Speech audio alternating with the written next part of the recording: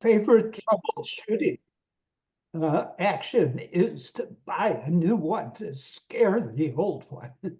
Yeah, I tell you, intermittent problems are just a killer. I mean, that's what we went through with the whole thing with us, Spectrum anyway. So, well, today I'm going to be doing mostly the pictures of Disney World, but I mentioned in the invite I'm going to be showing a movie. Excuse me, I'm giving a talk on Tuesday about the 1939-1940 World's Fair, which I'll be sending out more information on. But I have some home movies that I'm scanning and restoring that I think people may get a kick out of. And then I came up with this one reel where the fellow was a real railroad aficionado. So most of the footage on the reel for the 39 fair was Railroads on Parade, which came out really nice. He got really nice color footage of that. And after you've seen the black and white stills or black and white movies, it's just so great to see it in color. The costumes just really pop out at you. The very vivid, and the Kodachrome held up incredibly well when you think the film, is 90 years old. But on the beginning of the reel, he had a black and white footage of what's called Chicago Railroad Fair, and it was a fair that they did in 1948 and 1949. And it was billed basically as the last big railroad fair held across the country. This was, I think, one of their big things. They were still trying to make the railroads relevant as airplanes were becoming more and more of a threat to their business. But Walt Disney went to this. Folks know the name Ward Kimball. Ward was one of Walt's master animators, and he was a train nut. And he had a full-size railroad called the Grizzly Flats Railroad, and that up in La Cunada, area. Mail call. And Walt was having basically a real attack of nerves. Sorry, Carol's getting the door for the dogs. Our mail, I don't know about your area, mail carriers are doing a food collection today, so she had to come to the door. Let me close the door 1 second, see if that helps at all. Anyway, so they took the trip cross country, and Walt got a real kick. And you can go online and see it. Ward took home movies of Walt in the cabin, the cabs of some of the engines and that. They got out to the Chicago Fair, and the people were so glad to see a big celebrity like Walt show up that they let him drive some of the trains at the event. Excuse me one second. She sent you something without it in your postage. Yeah. So she said she can either send it back or we have to pay her. Yeah. Well, I can find it in the note. Need some money, Bill? We'll send it. Yeah, $1 for it. Get 4 cents, Carol. Okay, I have Okay. it. All right. Somebody sent me something. I don't know if you heard. The letter came postage due. When was the last time you got a postage due letter, right? Oh goodness. Brock will know. Remember when they used to have postage due stamps? Yeah, I know that, and that's the weird thing is like usually postage due just doesn't happen anymore. They return it to the sender. Yeah. And say you need to put more postage on it. Yeah, usually, and this just has postage due $1.04 written on it. So I have to find out who the hell stiffed me. So anyway, let me get the movie ready here, and it's kind of fun to see.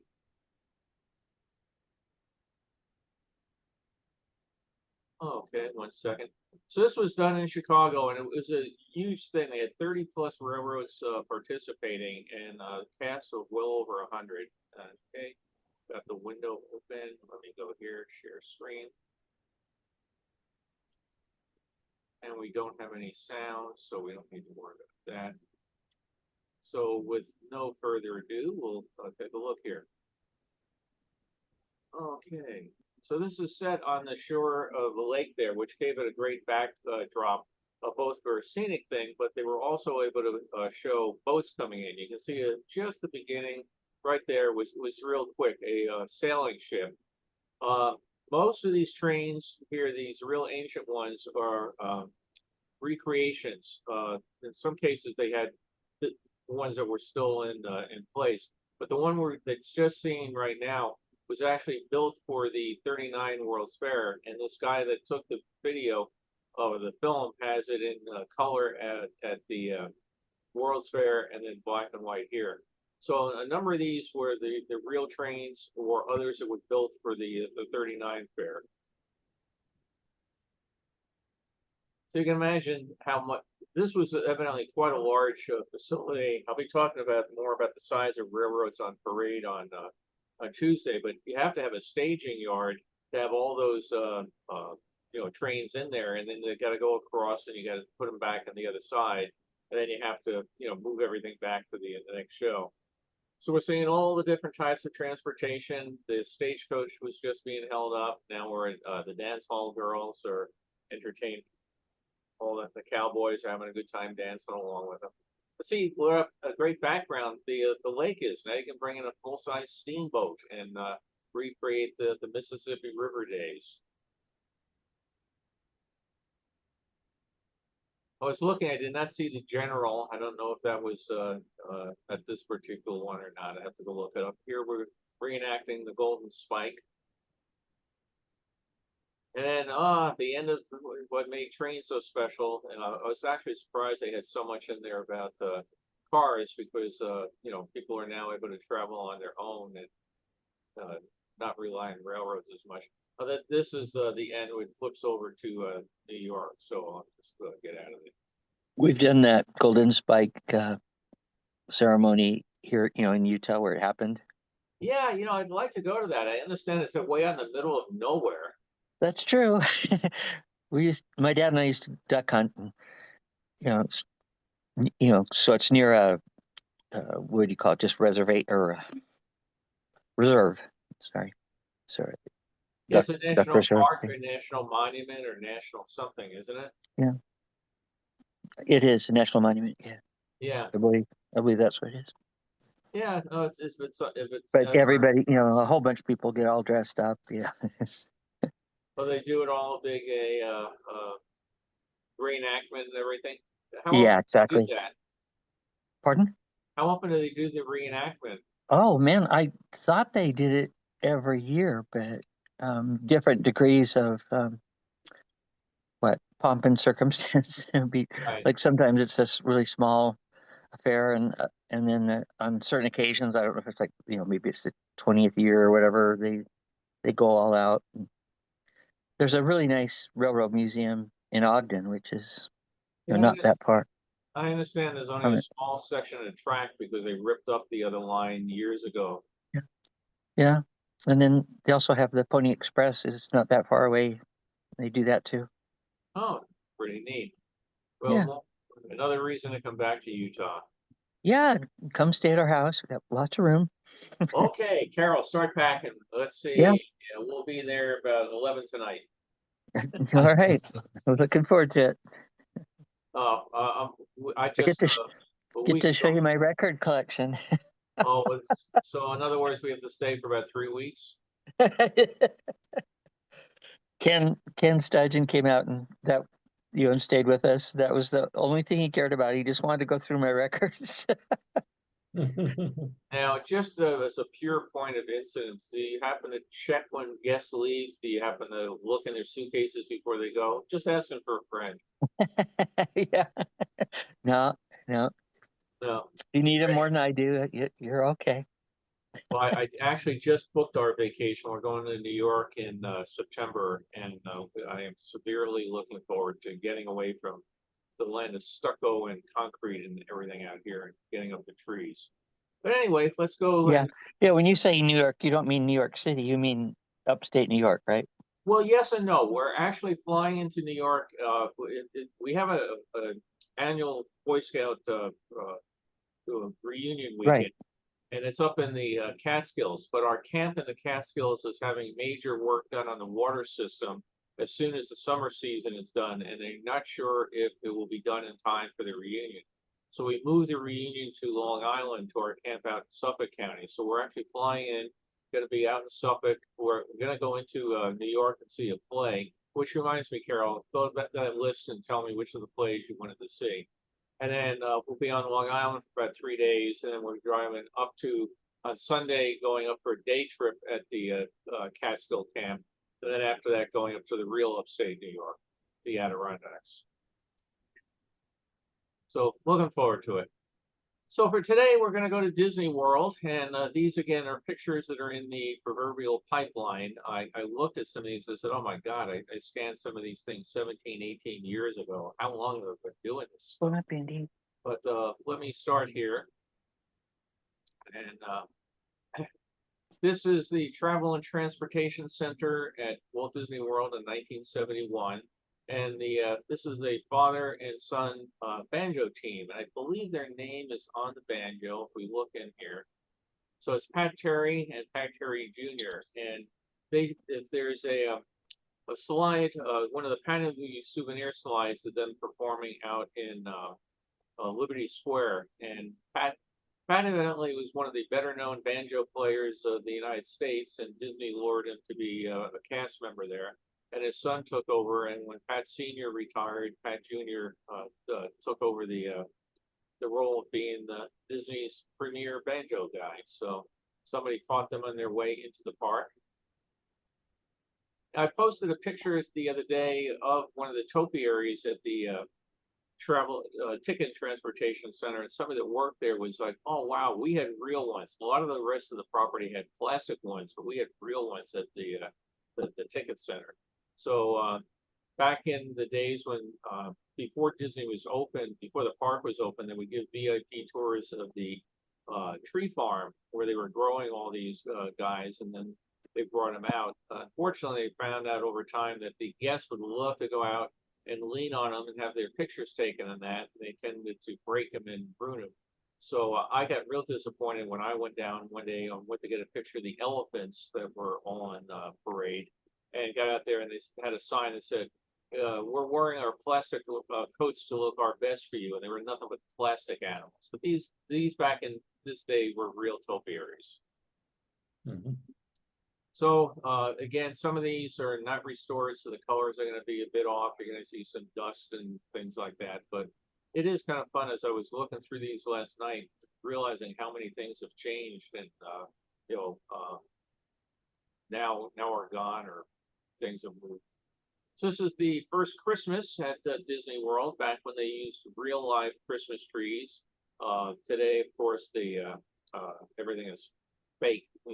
It's a shame to think about a tree growing for whatever 100 years and you chop it down, then it's gone. But it's also it smelled like a real tree, looked like a real tree, and they had a fireproof because they found out they burned like real trees. But here's the first Disney World Christmas tree.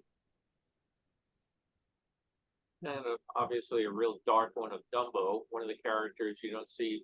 Mostly I've only seen Dumbo in parades, not so much walking around. But he could wiggle his ears, if you put the arms up, took them out of the real arms, you could make the ears wiggle. And the very first thing of things that are no longer there at the Skyway, so taken from the train. That's the transfer station.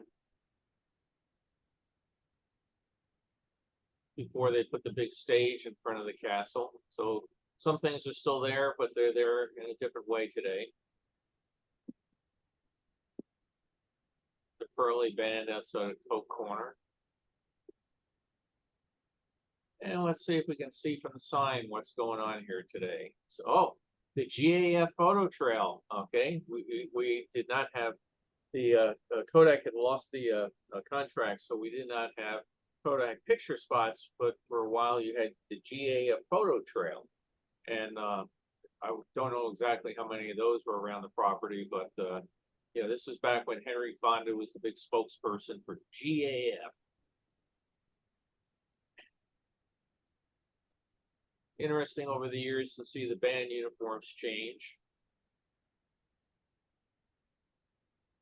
And on a day when it's 103, I'm feeling very Christmassy today. It feel like a nice chill.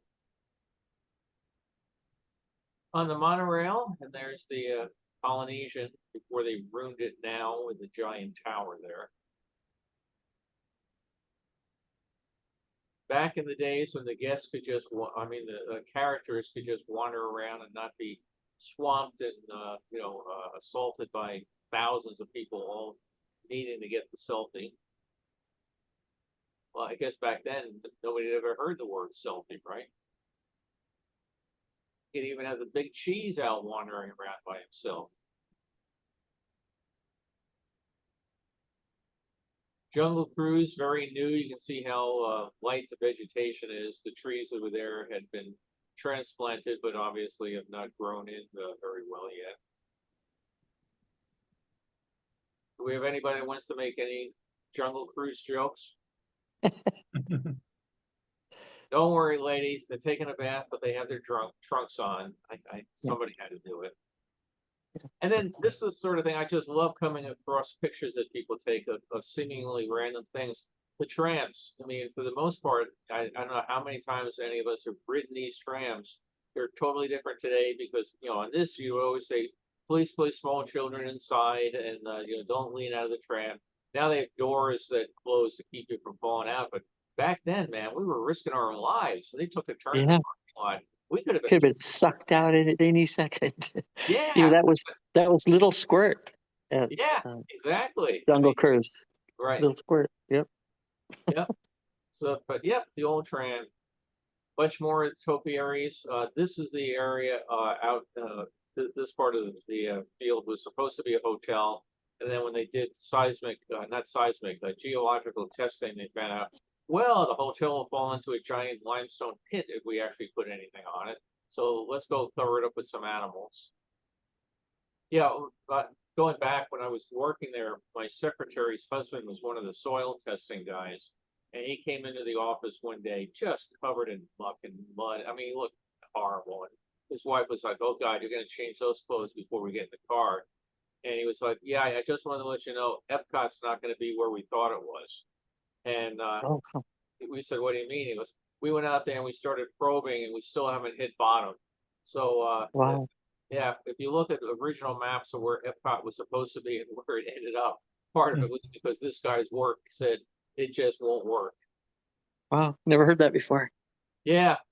Matter of fact, the Epcot, the whole reason they have the big lake in there, and the big World Lagoon, one of the big reasons was not just because it looks nice, but because you couldn't build in that area. Yeah, there's actually a couple of places where they still had to drop pilings way down to support buildings that are out there. I believe, can't remember the name of the space, but just to the left of when you're leaving Future World to go out to the other part there, there was a building on the left side. I think it was a restaurant or something, and that whole thing is on. Yeah, that's on pilings that go way, way down because that was just a giant muck hole. Well, they told me when I was out there. Sorry, backbone is ringing. Our cable company, the thing where, okay, it's all right. Hey, you never marked the phone before. When you get the phone, it's cheaper to get the phone than not get the phone in the bundle package. And I never answered the phone. I don't even know what the number is. And so, okay, they're gone. Yeah, when they were building the American Adventure, they told me they went had big steel pilings and they lined it up, they hit it, and it just dropped out of sight. And they said we didn't have to hit it twice, it just went. So yeah, they said underneath the American Adventure there is a hell of a lot of steel. But I enjoyed going down when I made my first trips down to Disney World and seeing places like the Liberty Square here and everything. It was just so different than what you've seen in the other parks. And of course, the Haunted Mansion, quite different in Florida. It's supposed to look like a Hudson River mansion, and we'll be going down the Hudson River to a few art museums on this trip. So I'm going to be very anxiously looking to see if I see anything that resembles this at all. Bill, Lyndhurst, Jay Gould's mansion looks a little bit like that. That's around Tarrytown, and there's a lot of stuff to do if you want to dawdle around there. Yeah, we were there last year, and we went to a couple places. We went to one of the Vanderbilt houses and really enjoyed it. We were trying to go over to Roosevelt, but it was getting a little late in the day. And we tried to go to the museum there in Poughkeepsie, is it Marist College? And we could not find a parking spot anywhere near it. So I'm gonna go back and try to do that on this trip. One other thing I'd recommend too, and I do it at least a couple times a year, I go up to Poughkeepsie and I go across the walk across the Hudson Bridge. They Yeah. took an old railroad bridge and refabbed it with cement slabs. It's 20 feet wide and it's about a mile and a quarter each way to go and across the Hudson. And it's really very nice. Yeah, we did that Isn't that too. bridge- That bridge burned in like 1979. It was just funny. Came across a story on it just yesterday. It burned in '79 when a freight train went across it with a hot axle and set the bridge on fire. And Penn Central had not put. They had big fire prevention system with pipes and everything to deal with a problem like that. That Penn Central had let get out of service and they couldn't flood it. And they actually had paid people in the past to watch the bridge when trains went over it in case there was a fire, and they laid all them off. Now the bridge burned and sat there from 1979 until like 2009 or something. It was a long time. But we parked, and you got to go to a really sketchy area on the Poughkeepsie side, and you park and walk, and because as you know, it starts so far back from the water's edge because the bridge has to go up and up and up to get high enough that we had a flight that day, so we had to get back to JFK. So we got about a third of the way across, watched the boat go underneath us, and said we got to get back to JFK, which we barely made. But yeah, that's a really neat thing that they've repurposed it for for hiking tours. Did you make it all the way across? Yeah, I've done each time I've gone 2 or 3 times. I've made it all the way across. The area is a little less sketchy around Poughkeepsie than it was. It may not have enough space for as many cars as would show up. And I got on their mailing list for email. I think they've done a really nice job. They've had I've seen advertisements for craft fairs they have there and other events that they have there to raise money. And I've given some money to the Rails to Trails Conservancies because I've been on a couple of those reconditioned lines. Yeah, no, it was fun. I was glad we were able to do it. So off we go again. Skyway's gone, and they've redone much of the facades here.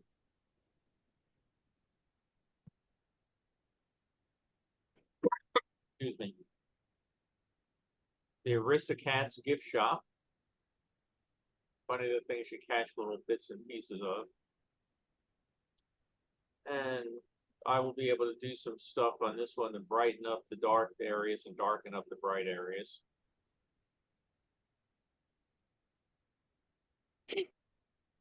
Bob Gurmobile. When the park first opened, they had not filled everything out. So in this particular area, there are 2 side streets on either side of Main Street. In this particular one, you can see, we'll zoom in just a little. You could go and get a portrait done, a pastel, or I think they may have also done just plain caricatures, but sign back behind there for art festival, but not particularly festive. We're going to see the area for the flower market. They hadn't even had time to fill that out yet. Old Hospitality House. Well, actually, there's a city hall on the other side. And back in 1971, people walked on the sidewalks, and there weren't enough people that everything was spilled out all over the place. Back at this point in time, as I understand it, the Disney executives were going, "Oh crap."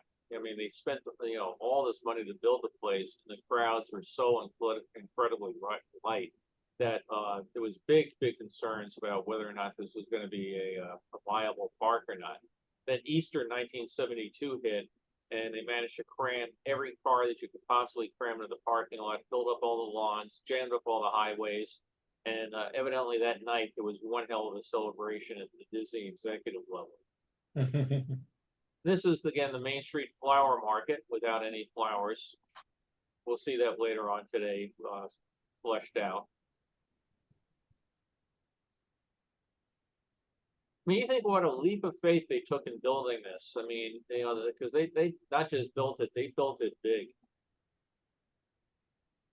I was actually looking at a picture of the Autopia and looking at all the cars. I mean, 100 some cars lined up ready to go out, and thinking, you know, somebody figured out how big that thing needed to be and how many cars to buy, and they had the confidence to go off and buy them.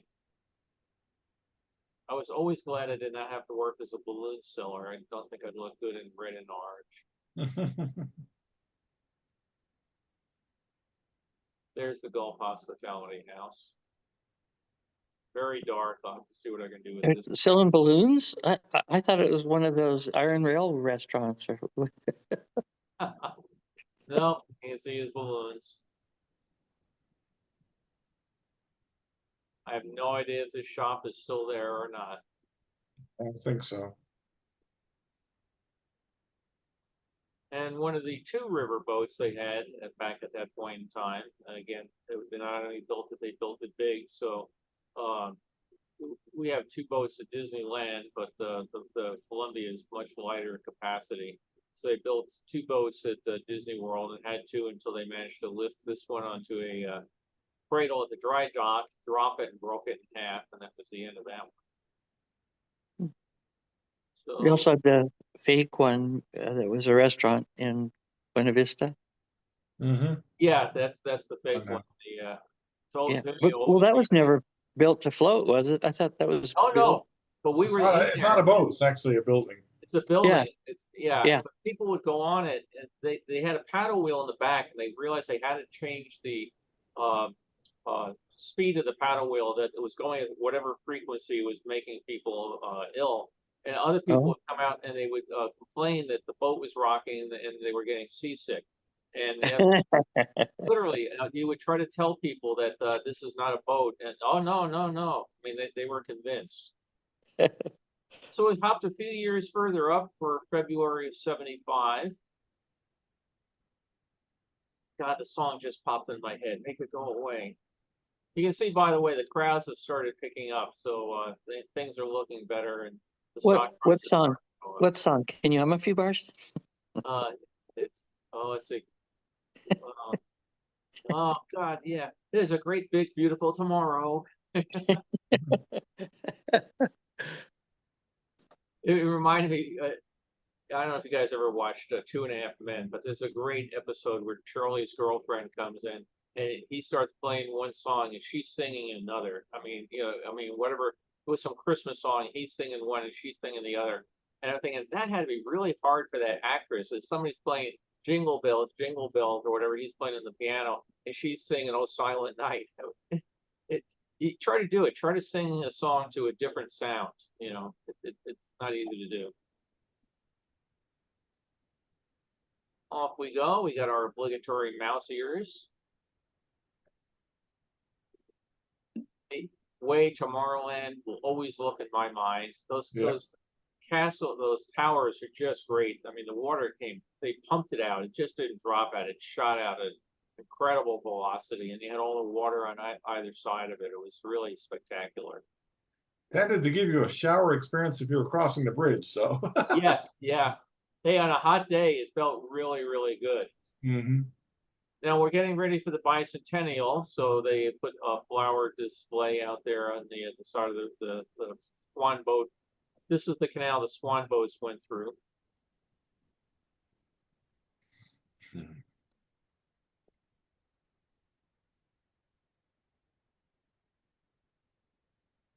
Good old Robin Hood shows up in a few of these.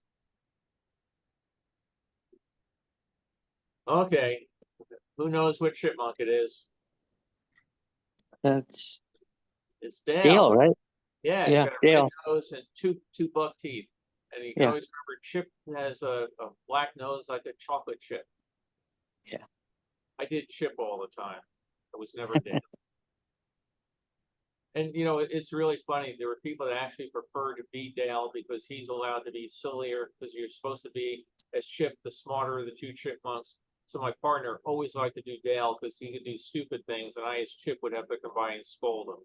So funny the flashback memories you have. The straight man. Yeah, I was the straight chipmunk. Straight monk. Yeah. Hey, fun stuff. I'm really glad I was able to do it. All right, we'll go to another year. So let's see what we have now. We're gonna jump way up until March of '83. And by that time, of course, Epcot has been open. So we're gonna go by and take a look at Mexico. Every time we go in Mexico, I would get a kick because right inside the restaurant area was the big pyramid that my friend Paul Osterhout was one of the things he'd worked on, and he worked his way up to do much bigger things for Disney. But we had both started about the same time. And he was real excited that he got to do this whole giant pyramid. So I still love to see the Osterhout pyramid. It's gorgeous. I always stick my head in and look at that. Paul's a great guy. He left Disney and went to Universal for a number of years, and we got a really nice tour of Harry Potter World with Paul. We used to go scuba diving together. Great guy. Off we go, touring around. This looks like it was taken from the buses Yeah, this was from one of the omnibuses. back when they still had those. Well, that's another thing. When we were working at Epcot, Brock may remember some of these things. We were trying to, I argued vehemently to no avail that we needed to find a way to get people around World Showcase because it was a big area. There was no transportation. And I tried to argue, wouldn't it be great if we put in a people mover system, themed each of the stops, so that if you stopped here, it would look like the French Metro. If you stopped at Great Britain. Yeah, the stations. Yeah. No, we don't need it. And I remember being in a meeting and saying, what are you going to do when you get to grandma and she's 90 years old and she's back at American Adventure and it's midnight and she has to go home and she can't make it? And they said, oh, well, that won't happen. Well, it happened. The opening week came and people were they were exhausted, and they were having to take people in shuttle buses on the transition road that runs behind all this. So my friend Mike Vaughn was a Main Street supervisor at Disneyland. He came to work one morning, and all the buses, the omnibuses, were gone from Disneyland. They had literally come in the middle of the night, picked them up, put them in a truck, brought them to Disney World to carry people around. They over the years, the conditions in Florida are a lot harder. You get a lot more salt air at Disney World, and they started rotting out, so they finally sold them. They had to make new buses. But yeah, they had made no plans whatsoever how you get grandma from the American Adventure to the parking lot. So I felt very vindicated that I was right. But I still think, wouldn't that have been a great people mover system with themed stops? Mm-hmm. Yeah. So off we go to the UK. And there's one of the buses. This is one of the ones that were built new, because again, by this point in time, they had realized that the two of them we took out of Disneyland were not going to be enough, so we have to go and build some new ones. So these have they're bigger and larger, have more capacity than the Disneyland ones. You can see they have a whole different front design. Inside Mexico. We hop over to China. And there's the American Adventure. Thank God for all those pilings.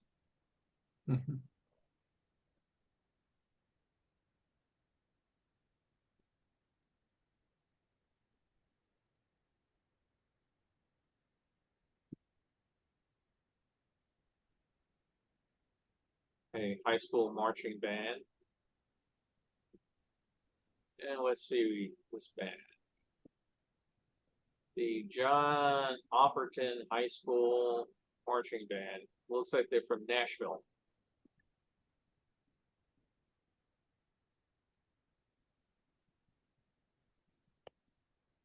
I missed that fountain. Yeah, changed all sorts of things, and not always for the better. Look at the lines. Oh, I think we're being very successful with our crowds here today. And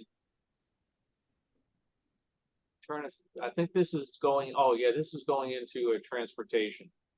Speaking of which, Again, I hope to be able to bring these back to life more. So it's of course now a test track. You can see some reuse of times that she just happened to look like the Shift Your Cargo Dearie gal out of the Pirates.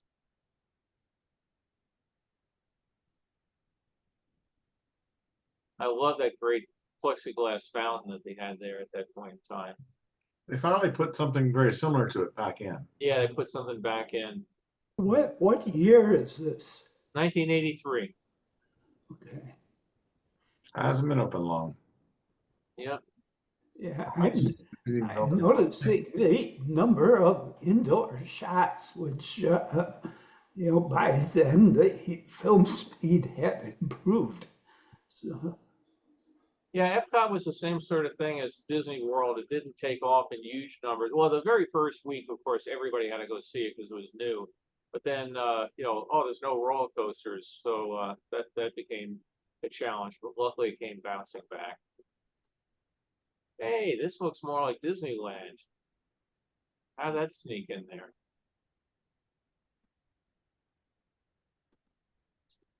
So this is what year did I say this was? 81.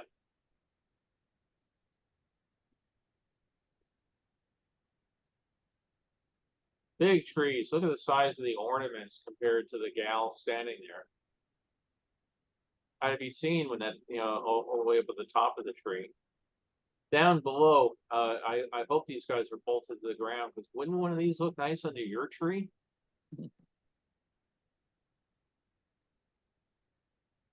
This one I got a kick out of looking at. We used to have they would have the days when they would have the managers run the park, or not run the park, but work on the park. When things got very, very busy, like at Easter time and that, they would, they call it cross utilization. They would go and basically like a naval press gang come in and say, hey, you put on a Jungle Cruise outfit, follow me, sort of thing. And I was thinking that in this particular case, I don't know if anybody ever got assigned to the buckets duty, but this woman seems like she really wanted to sign up and help clean up horse poop. So it's 10 years, and so we have the big Tencennial Parade.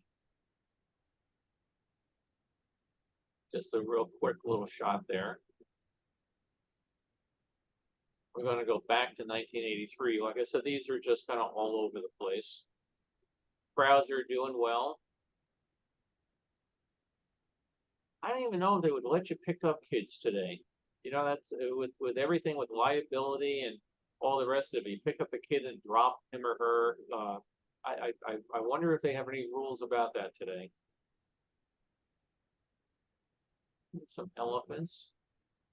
Anybody seen any characters pick up a kid lately?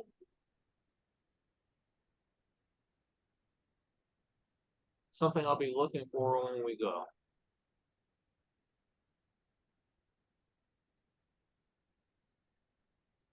Band playing.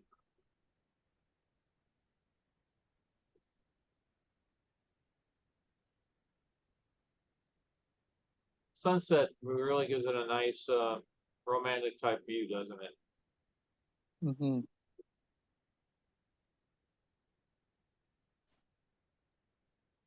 Feel like it's the opening titles for the Wonderful World of Color.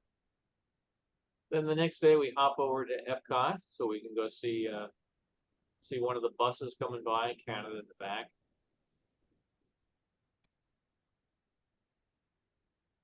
Like I said, that's a long walk for a 90-year-old woman that, late at night to get all the way back around. And after she gets all the way around World Showcase, she's still got to walk all the way through Future World. So don't quite get everything right all the time.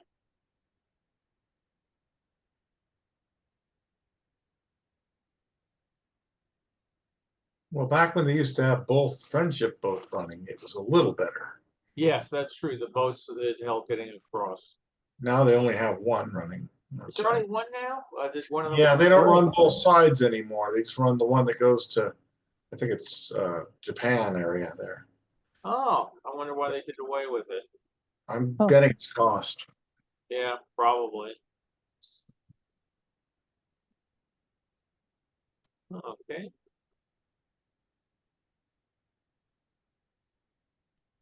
Oh, we're gonna go real early Disney World now, March of 1971. So Early open. yeah, real early, and this is the Swiss Family tree house being built. So in some cases, you have to look at things and try to figure out where they were. But if you've ever been up in the tree house, that's how you build a giant tree. Main Street Station, obviously, no floral Mickey. And here the castle is going up over to the left and part of Fantasyland over to the right-hand side here. You just see dirt roads and piles of stuff everywhere.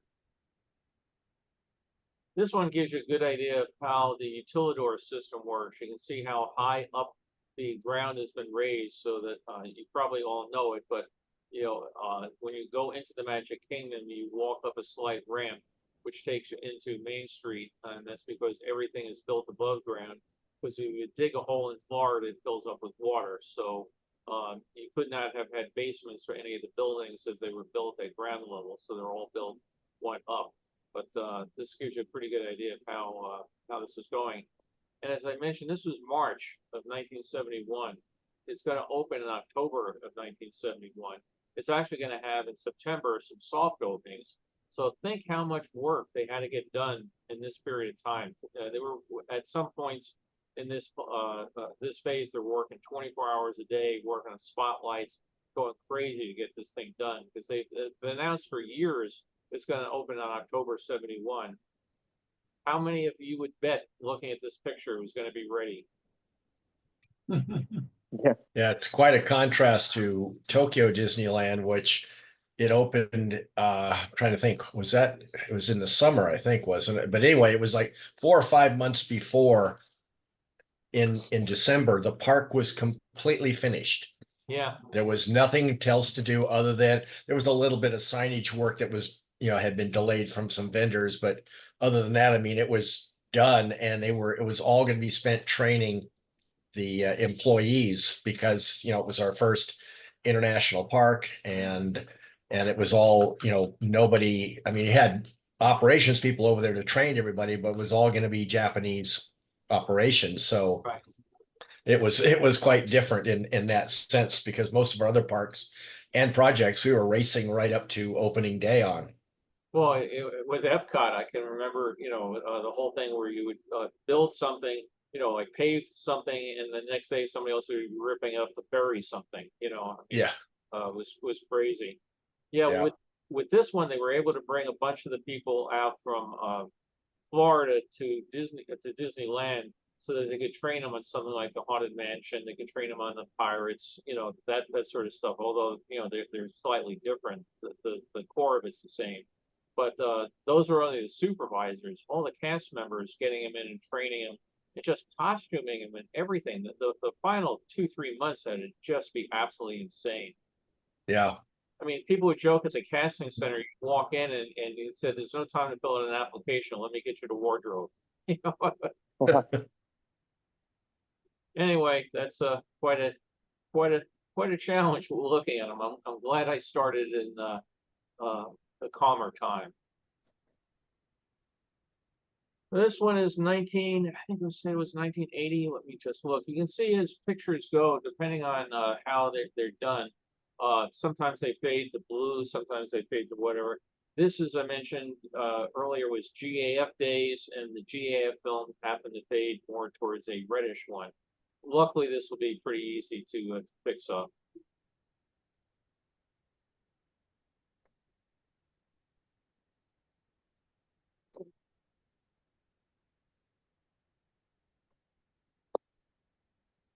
I have no idea what this particular parade is, but you have somebody, I believe that's a Danish flag. Everybody I getting don't ready? know what's in my head, but I keep reading clock shop as Glock shop. Yeah, today they'd be selling pistols, right? Yeah, yeah, that's yeah. Maybe Glock. yeah, it does look like Glock. Wow, that is, bad font. I think whoever did the signage needs to change that one. The coffee shop. The clock's up. And it's a Norwegian flag. The Danish flag doesn't have the blue in the middle, so it's definitely Oh, Norway. okay, Norwegian, thank you. Yeah. So everybody lined up for the parade. I can remember sometimes there'd be all these people lined up for the parade, and we'd be walking down the street, in the middle of it, and we'd say, "This is the parade. We couldn't afford a better one for you today." And people, "What?" Come and sign autographs. Just after Robin Hood was released, apparently. Yeah. Speaking of, did y'all see that the guys, the two guys that cut down the Robin Hood tree Yeah, they Are got gonna- sentenced. in July? Yeah. Finally. Unbelievable. I hadn't heard of this. Where was the tree? Oh, It It's was in over the Robin Hood England. Go movie, ahead, yeah, Tom. in between England and Scotland, I believe. And it was there for hundreds of years, and these two morons went out for fun with a chainsaw and cut it down. Yeah, oh, just It's, supposedly the tree that, like Robin Hood courts Maid Marian under, whatever, but I mean, it was from the era of those tales. Been there forever, doing well, healthy, and they cut it down one night for fun. well, I hope they get to know prison pretty well. yeah. Well, to me, I would find one more tree and do a hanging. Yeah, that's true. Oh, wouldn't that be cool? Because they're growing 250 trees, I guess, from the fallen tree that was Right. there that they'll Yeah. put up in auspicious locations. And then wouldn't it be fun? Because some of them are already 15 feet tall. That's high enough. Yeah, I think they could hang from Yeah. that. So we're in 1973 now. Looks like the Skyway's going to the Contemporary there. It does, if you look at it, yeah. The station's right down. Oh yeah. How Yeah. funny. It's funny the things that trigger memories. Carol and I were there one day, and we were, I think 3 or 4 of us, just on a day off, street closed, nothing that would, have you, look like a Disney employee. So we were there at the station here, and some woman came walking up and asked, where's the nearest bathroom? And I said, oh, it's over there, right? Well, I don't know how many people were at Disney World, at that day, 30, 40,000. She found us a second time and asked me again, like, where's that hamburger restaurant or something near here? And I said, why do you keep asking me all this? She goes, so you work here, don't you? And turned out she had listened to us as we were coming online, going through the ticket area about, how they changed this since we started here or whatever. But it really freaked me out how this lady kept coming up and asking me where the bathroom was. Contemporary was the site of the last Disneyana convention. We were there for that. Yep. It was Yeah. pretty fun. I was there too. Oh, I don't remember you.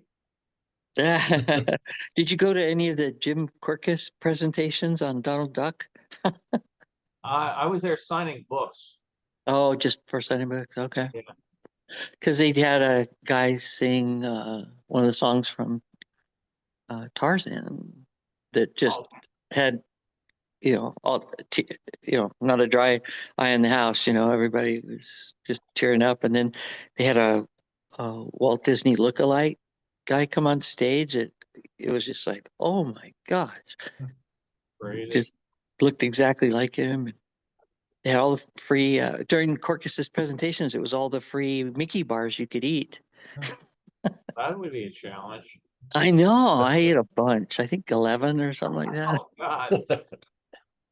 This is one I did restore. I just love the contemporary lobby at this point in time. Mhm. The plexiglass trees and everything were just so crazy. Supposedly somebody has one of these in his backyard that when they changed the lobby, he was able to spear it off in the middle of the night.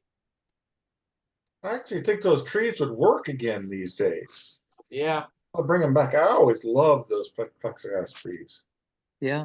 I thought it was great. And then right off to the side here was the Monorail Club Lounge, which was a great spot to unwind at the end of the day and watch the electrical light pageant go by, which I could tell another story about that. But Yeah, anyway, the California, the California Grill up on top, has a sushi bar, and it was ranked #1 sushi in the entire world.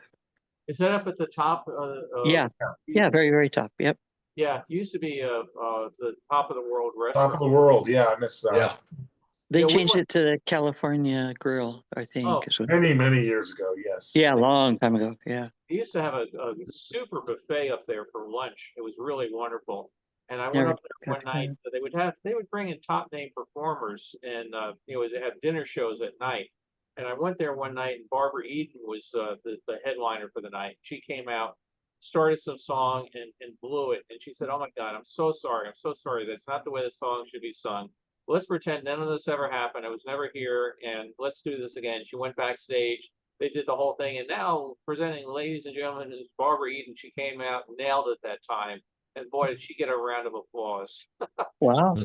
Yeah, she was a real trooper, but she was like, "Oh, I'm so sorry, this is wrong," and everything. And then people later, "Do you think she did that on purpose? To get sympathy and attention?" I go, "No, I don't think so." It was really a great performance.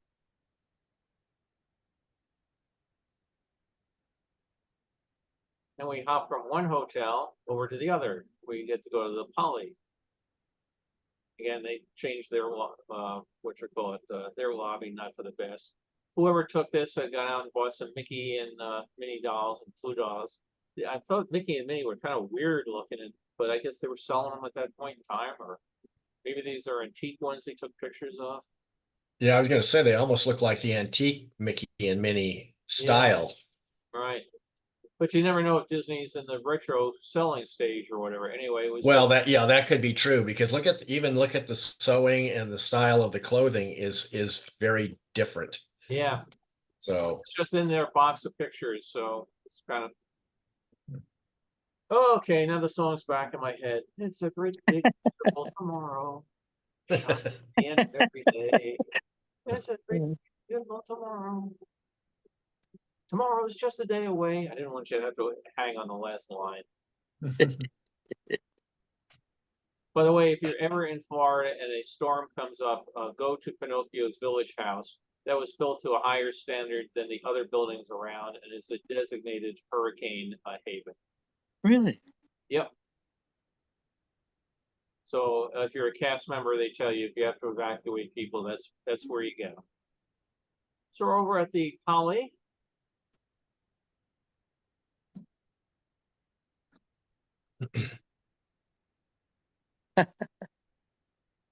That pool's gone now. This was a thing that they did. Oh, let's buy a Chinese junk and take it out, and you can put the river, lake cruises on it, and What take is it? out. Well, they Mystic? found. Sorry. Oh, I don't know if you could see Carrie has her Norway shirt on with the Norway flag that Oh, okay. Beth was talking about. Great, perfect. So Yep. the junk didn't sail for all that long because it turned out it was an authentic Chinese junk that somebody on some trip picked up in Hong Kong and brought back at what they would say enormous expense, and it tended to leak like a sieve. So because I guess the ore is all aligned with some sort of organic material that doesn't react well to the water over time. So it sailed for a couple of years. The idea was you could go out on this and you could either rent the entire thing and have your company take it out for a night, and they would serve you dinner on board or drinks. Turned out a lot of people didn't bother taking it, so they sold it off as a scrap salvage. Some guy did buy it and restore it, and now still sells the Chinese junk. So it's no longer part of the Disney fleet, but he's somewhere down in the Palm Beach area and put a massive amount of money into it, and it's still around, but didn't last very long as a Disney attraction. When I was a kid, they had a Chinese junk in a waterway right alongside the Bronx River Parkway near where Freedom Land was. Really? Yeah, and I recall every once or twice a year, my family would be going up the Bronx River Parkway, and we would see the junk just kind of deteriorate as time went on. It didn't seem to me that anybody was putting some effort in, and I wonder what an exotic craft was doing there. That's weird. I've been up that road a bajillion times. Never knew that. Wow. And we're inside the Poly. I always thought that I worked at the Contemporary, never worked at the Poly, but I always thought the Poly lobby was really, really cool. It had a very unique odor to it, all the moisture and the plants and everything. So as soon as you walked in there, man, you knew you were in the Poly. I thought this was a really, really nice bit of Disney Imagineering. Gary and I were at the Polynesian for our honeymoon and did the luau outside, and we had Mai Tais, and it was like they were solid rum. It was we couldn't believe it. Yeah, we're gonna see the what you call it, the Luau Cove coming up. So we'll look for you.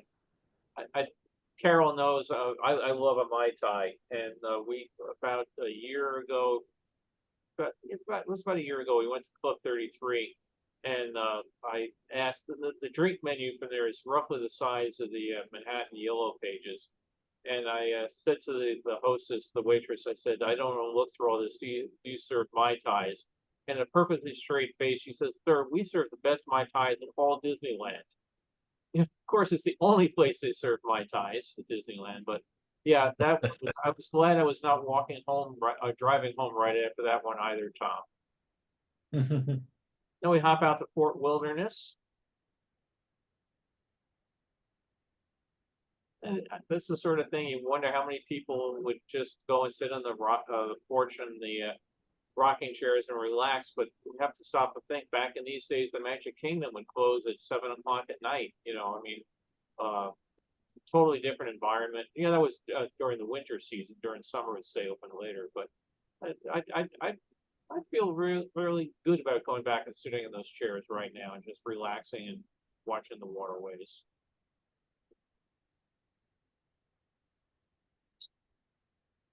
This one may bring back memories, Brock. Were you ever staying out at Fort Wilderness during the Epcot days? Yeah, I used to stay in those trailers they had out there that were permanently, or that they had brought in that you could rent. Right. Those are great things to stay in. Yeah, Yeah, Because you had your own kitchen.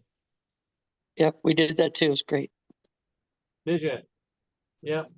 But I was yeah, wondering, are any of these slides going to show River Country or the Discovery Island? Or not in this batch today. I do have a bunch of them, but Okay. not in this batch today. Yeah, River Country became, Fort Wilderness rather became sort of the Disney World staffing complex for a while. Mhm. Now here you go. Here's one you don't see much. It's the Fort Wilderness Railroad. Yep. So in this particular one, it was showing if you built a railroad, but you didn't know quite how to build a railroad, this is what you end up with. So boilers that were a little too small that didn't hold enough water. So you had to make sure you filled them up with water a lot. Rails that you didn't put down so they stayed attached to the tracks and the rails so they would lift up. Too tight turning radius. So these trains screeched like a maniac as they went through the campground. They just made a noise. And you imagine the people staying there just love to hear this noise going. So they had all sorts of issues with the trains. It didn't last very long. I was glad I actually shot a video. I have to try to find of writing on it. And they finally sold these off for scrap with the proviso that they never, ever, ever be used to run train service again. So some guy bought them and is now restoring them to see if he can run train service 40 years later. He figures the lawyers won't get after him. But yeah, this was all wedged, designed, and built by people that thought they knew what they were doing, but unfortunately did not go too well. But Yeah, these were built at Mapo, weren't they? yes, they were. Yeah.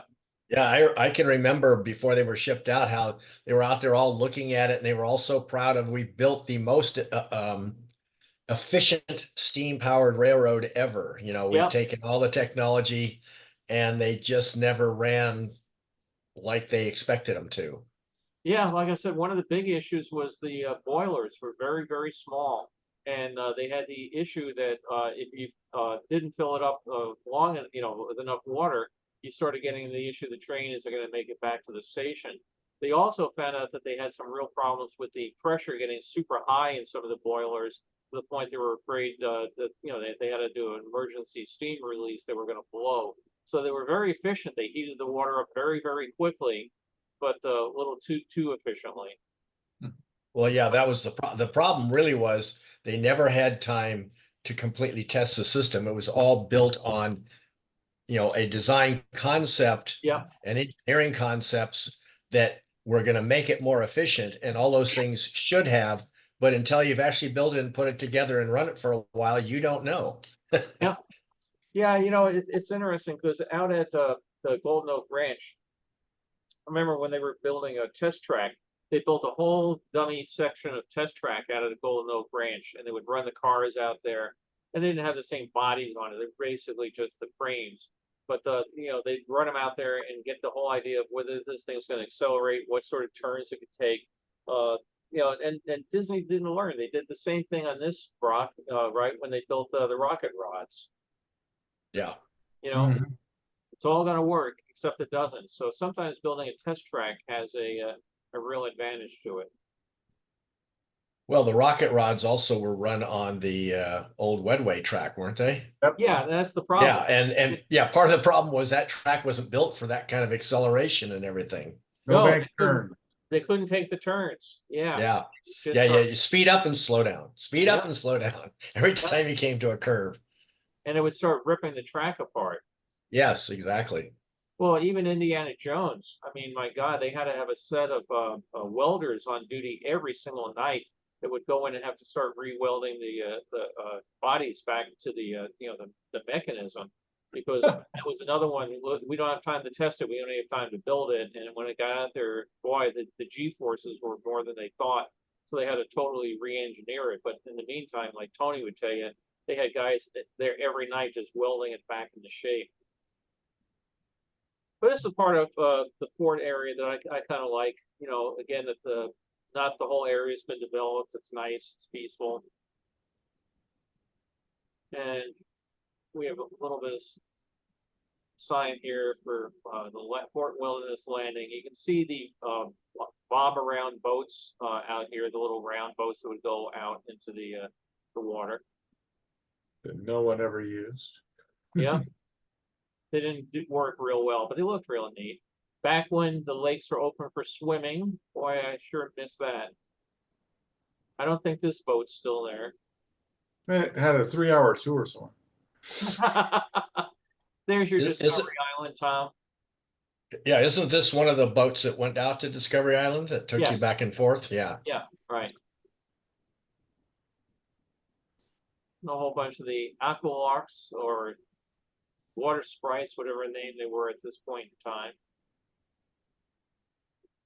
There's one of the bob arounds. Night falls. We say goodbye to our friends at Walt Disney World.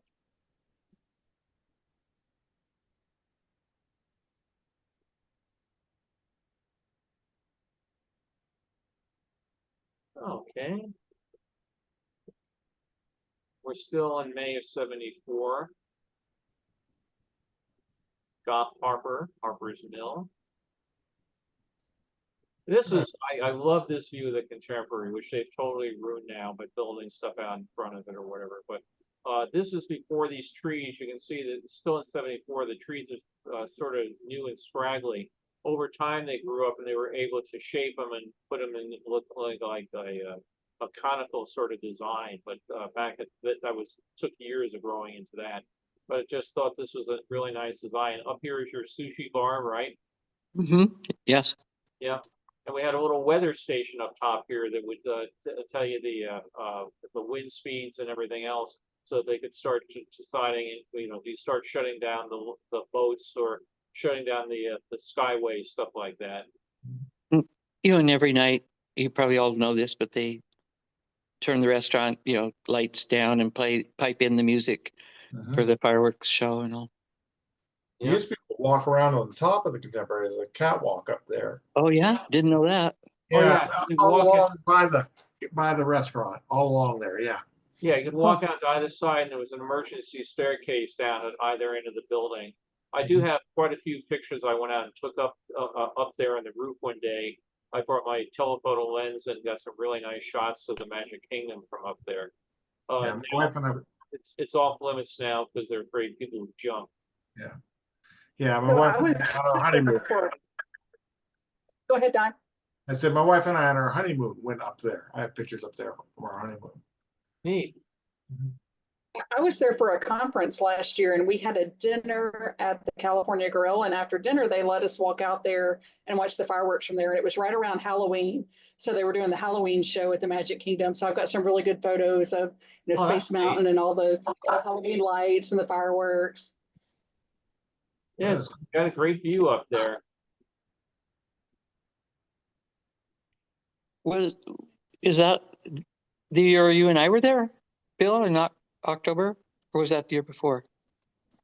I'm not sure what year it was. I know, isn't that terrible? Can't remember 2 years back. Yeah. So now you wanted to go to the luau show, right? So now you get on your way in, everybody stops and they get a lei. So they're all stacked up here, ready to go in. And we're bringing in the dinner, roast pig. And we have dancing. You feel like you're back on your honeymoon, Tom? Yeah. Yeah, this is, Here's Tom on his honeymoon performing. Yeah. Yeah. Had to wear that fireproof gel. Oh, God, yeah. Doing a show for the kids, obviously, all the little ones down front.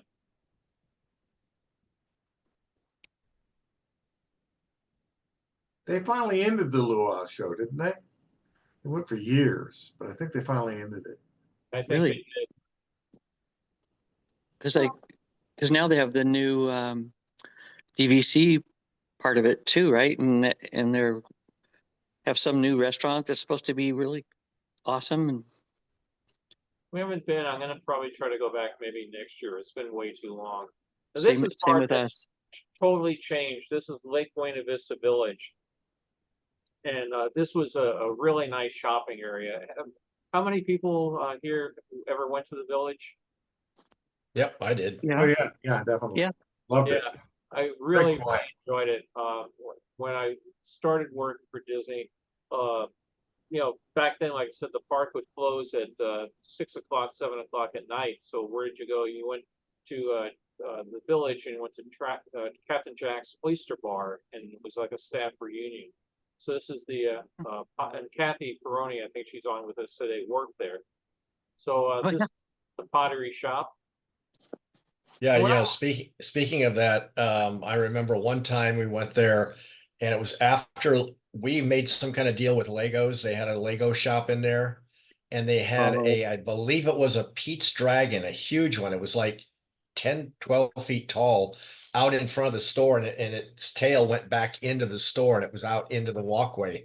And that was kind of like a fun thing to see because you come along there and it obviously all the kids wanted to see the dragon and then go in the store and buy more Legos. It's a great marketing thing. You're saying a bad word. Brad, What? You're saying a bad word. What word? What's word about is that? You mean Legoland? No, Legos. I know, but what's wrong with Legos? The Lego aficionados get very upset when you put an S at the end of Legos. Oh, I'm sorry. Well, I was plural. speaking of the plural of the Lego. Yeah, is Lego. That is one of those things that I've been chastised on that I go, get a life. I know. Yeah, exactly. But now once you get that in your head, you're like, oh shoot, oh no.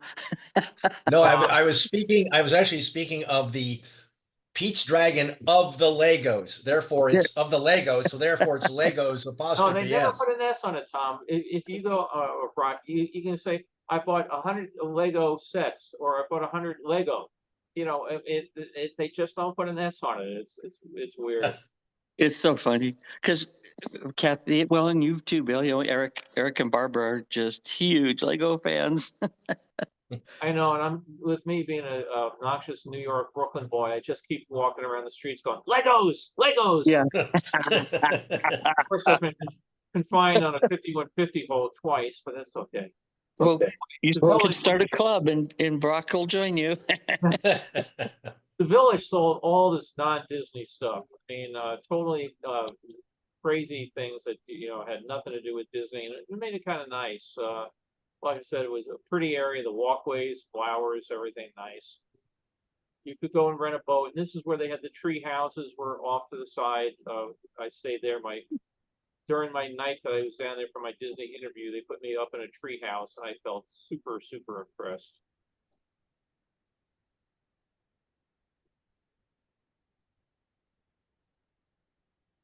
There was a deli there. I can't remember the name of it right away. That made great sandwiches. I would like to go over and eat there at the deli. Some fake German name. Yeah, I remember back then they had the fun and food passes. They were such a great deal. Yeah. Glass shop. There was also Sir Edward's haberdashery. It's scary things you remember. And this was the days when you could get like Mickey Mouse ties and things like that. And I bought a whole bunch of stuff at Sir Edward's that were really neat. This one, I should have paid attention. We're March of '75. Hi ho, soft to work we go. Anybody ever do a dwarf? Beg pardon? Oh, Can you rephrase that, Bill? As I said that, I realized how that I came thought the out. show was Did GP. anybody ever perform as a dwarf? I'm sorry about that. Gosh. I think the very first character I did was a dwarf, and in these are not real hands. Your arm, because your head's up here looking through the hat, and your arms Yeah. are that far. So they basically have a plastic rod that comes up, and you hold it, and you can manipulate the arms up and down, but you can't do anything. Well, somebody sued Disney saying one of the dwarfs fondled her breasts and buttocks and wanted big money. So they took it to court, and she gave this whole big thing, and they said, and he grabbed it very firmly. Oh yeah, you could feel him doing this and doing that. And she was quite explicit. And then they brought out the costume and showed it, and it won very handily for Disney. And I shared an office with the Disney paralegal, and she said they had gone out of their way to take this one to court because they had so many people figuring if you just sue Disney, they'll roll over and give you money. So they were making up all sorts of things like this lady had done. So now Disney ended up suing her to get their court fees back, and they won that. She said the number of lawsuits dropped by like 40% the following year. Cool.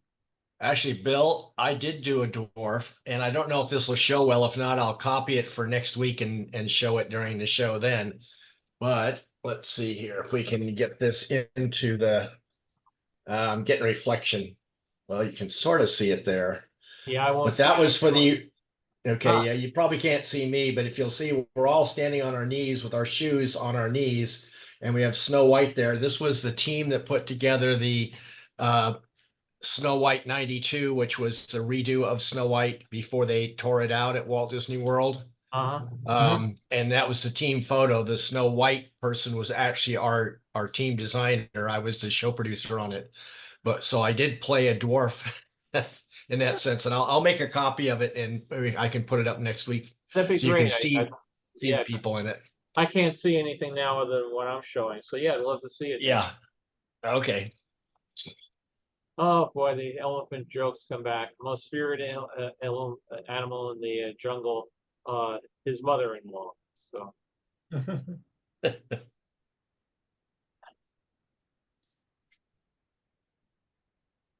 Oh look, they're protecting the sleeping zebra. Mm-hmm.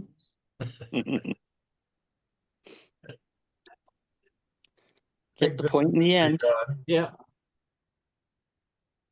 That was a Mark Davis bit, yeah. Keep your hands and arms inside the boat. They're always looking for a handout. Mhm. The guy I know out here was a Jungle Cruise skipper, and we went out to lunch one day together, and the two of us basically recreated the entire thing. We tried to figure out exactly what order what things came in. I think the people at the next table were ready to have us committed.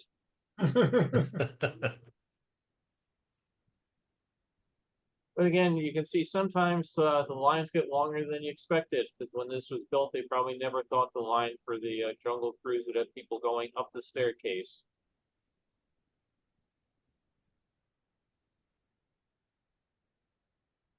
It's fun to go back and listen to Paul Frees's recording. It's on the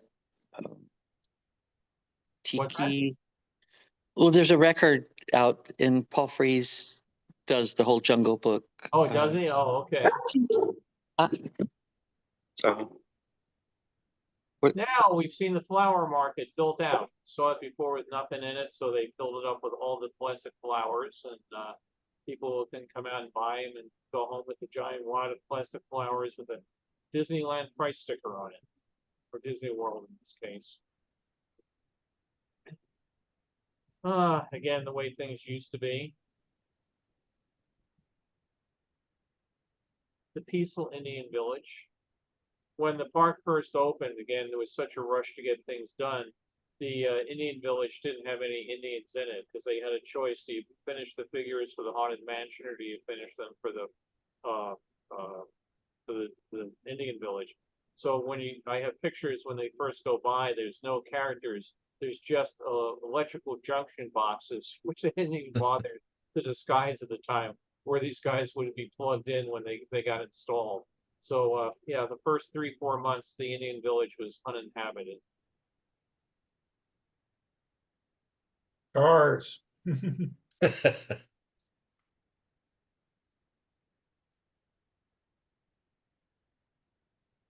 And one last roll on the film, so we get our Greyhound or Gray Line bus taking us back home.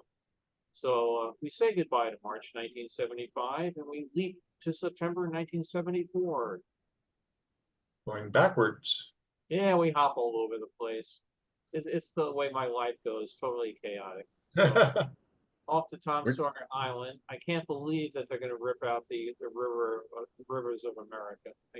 I'm in shock over that. I'm hearing, well, I mean, this is through the internet, so it's not very reliable. I'm hearing they might be changing their minds on that because of the cost and the public backlash. But we'll see. I've heard that too. I don't know. I would just hope that it's right. Yeah, I hope so, but you can never trust the internet. I'm also hoping that they go back and find some ancient soil report that if you dig in this area, it will fall into the cat hole. So who knows?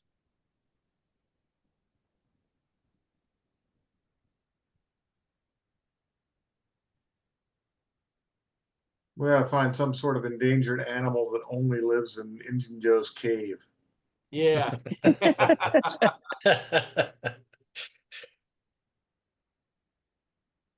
some sort of mollusk that lives on the paddle wheel. Just hopping around the park on a quiet sort of day. I posted this online once in a group about on Disney World, but we worked at Walt Disney World, and people, oh yeah, and they were able to name these 3 performers and talk about how great they were, and they were at the park for quite a long time. I think they said they were there about 10 years performing, and the other cast members were commenting on just how nice they were, that if they saw you in the crowd, they knew your favorite song, they would just try to play it. It was really nice to read how people thought they were really a great addition to the team. Well, Ooh, that's nice. Calm after the storm. Wow, pretty. That was a distant view of the park, right? As you come to it. Yeah. That's putting off the light. Yeah. Turning the lights off for the night. Hey, Bill, Look. have you tried the new Photoshop reflection removal?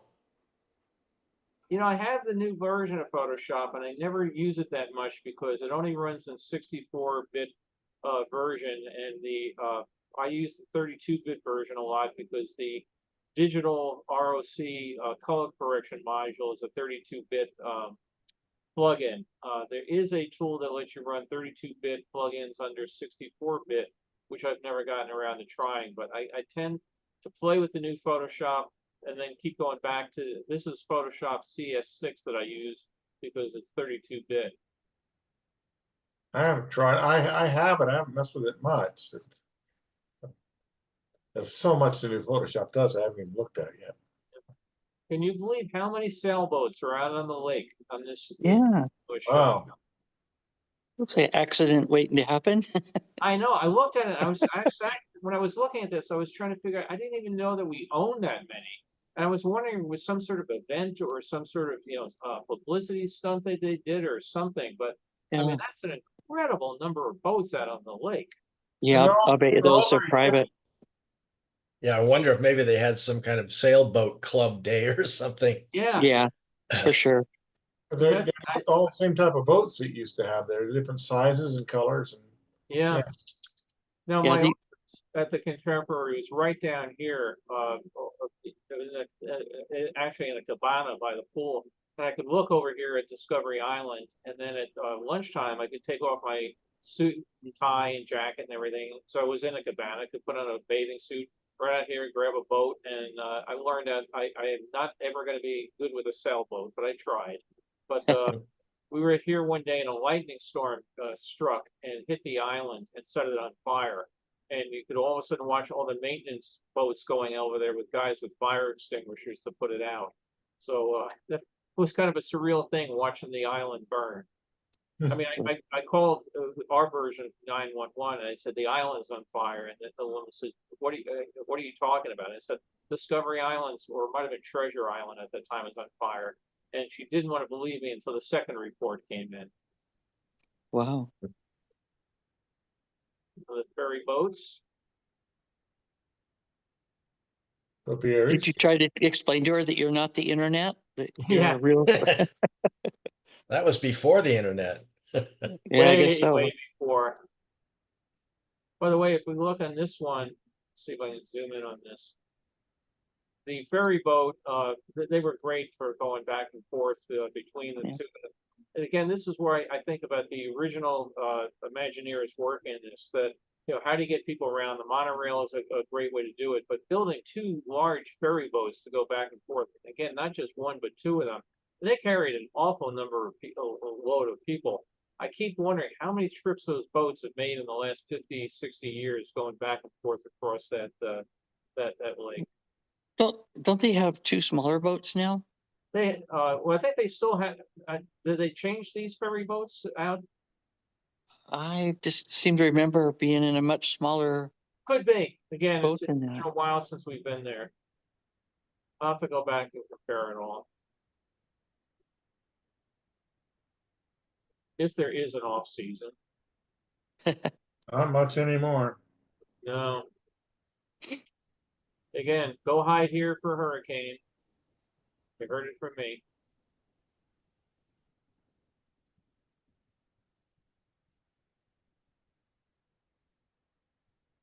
Again, as I said earlier, looking at all the cars that they built, I mean, there's a whole bunch of them are out running this particular day.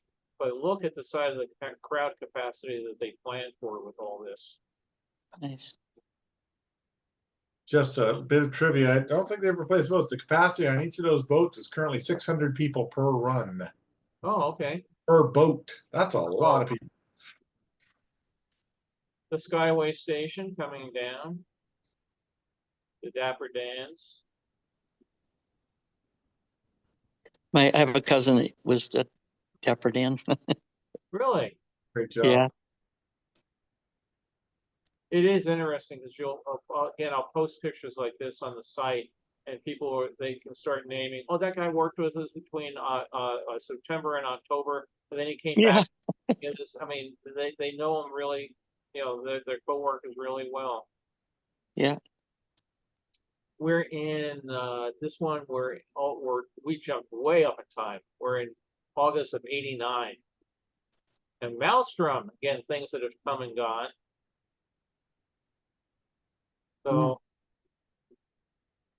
my daughter just loved this ride when she was young. And I think Carol may remember, we probably went on it 5-6 times a day when we were there, because she felt very empowered that as the troll popped up, she could yell at it and the troll would go away. And she felt very proud that she could save the boat from the troll. So we would go on that ride over and over and over, and to the point where you know, you get really tired of the pre-show. And the movie was really nice and everything, but we realized that as they opened the doors and you went in, the other people were just going out. So we would race right through it to go, you know, to the ride because Margot was like 5 years old. And she didn't want to see the movie again. She wanted to go scare the troll. So, boy, we went on Maelstrom a lot. When did they take that out? About 5 years ago for Yeah. Enchanted. Or Frozen, yeah. Frozen. Yeah, sorry. Frozen.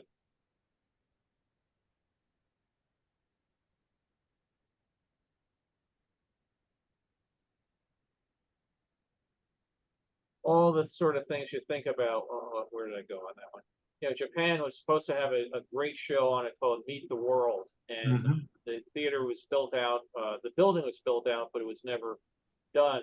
So the building off to the right here is nothing but a giant gift shop. But I finally got to see Meet the World in Tokyo, and it was one of those things where you start going back into like it was going to be the Rhine River cruise for Germany. You know, build the building but don't put anything in it. That sort of stuff. But Brock, you've probably seen Meet the World, right? Yes, I have. It's been a long time. I'm trying to remember what the film was all about. Yeah, it was the I mean, basically about Japan being settled. I don't think it's there now. I think it's gone, and it was good because they had little earphones that you could listen to it in English, and they went through Right. the whole thing with you know, Japan being a feudal nation and put the, you know, done with the samurais and all that, and then they have the arrival of the Black Fleet with Admiral Perry and introduced Western culture to Japan and Japan to the rest of the world. Then they get to they go through the whole thing, and then I was there with a whole bunch of British people, and we were all wondering how they would treat World War II. And they said basically a dark time came over Japan, but that's over now, and everything is good. That was I mean, literally, that's about how fast it went. But it was a nice thing. And then they took you off, and you of course saw Mount Fuji and cherry. Yeah, blossom. actually, I think I did not see it. I mean, I've saw pieces of it and heard stories about it because I left the park for installation long before they were running any of that stuff. Oh, And the okay. film was still in production. So, you know, because we were over there, like I said, it was done 5 months before it opened and we were all sent home. Right. Well, with the guys from England and I, it was my staff in England, and we'd get together for meetings or something, and somebody say like, you know, well, we thought we were running behind time. We had a dark time, but that's all past. We just Yes. Just gloss over that little bit. yeah. That corner of the balcony on the right was a good place to see the light show and take pictures. Yeah, I mean, excuse me. The thing that these things could have been, but you know, I mean, Epcot came out nice, but when you think what they could have done with some of it, but they did really nice woodwork and everything, and there's all sorts of little lanterns and stuff hanging around. It's you know, again, when you know what the drawings were and what it could have been, that's what I like. You go to the theme park with Tony Baxter, and Tony's always on about what it could have been, and we have to say, yeah, well, what turned out wasn't all that bad, you know. Yeah. I think we did okay at the time.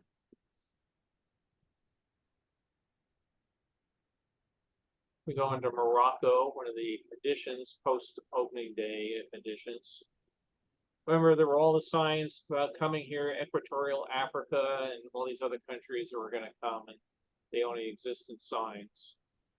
Yeah, Yeah, I worked with Ken Anderson on concepts for the Africa Pavilion, and he actually went over to Africa and toured around and saw stuff and came back with a bunch of sketches and things. And it just kept, you know, they'd have us work on it, and then they'd have us do something else for a while, and then they come back and work on it, and it finally it never went anywhere.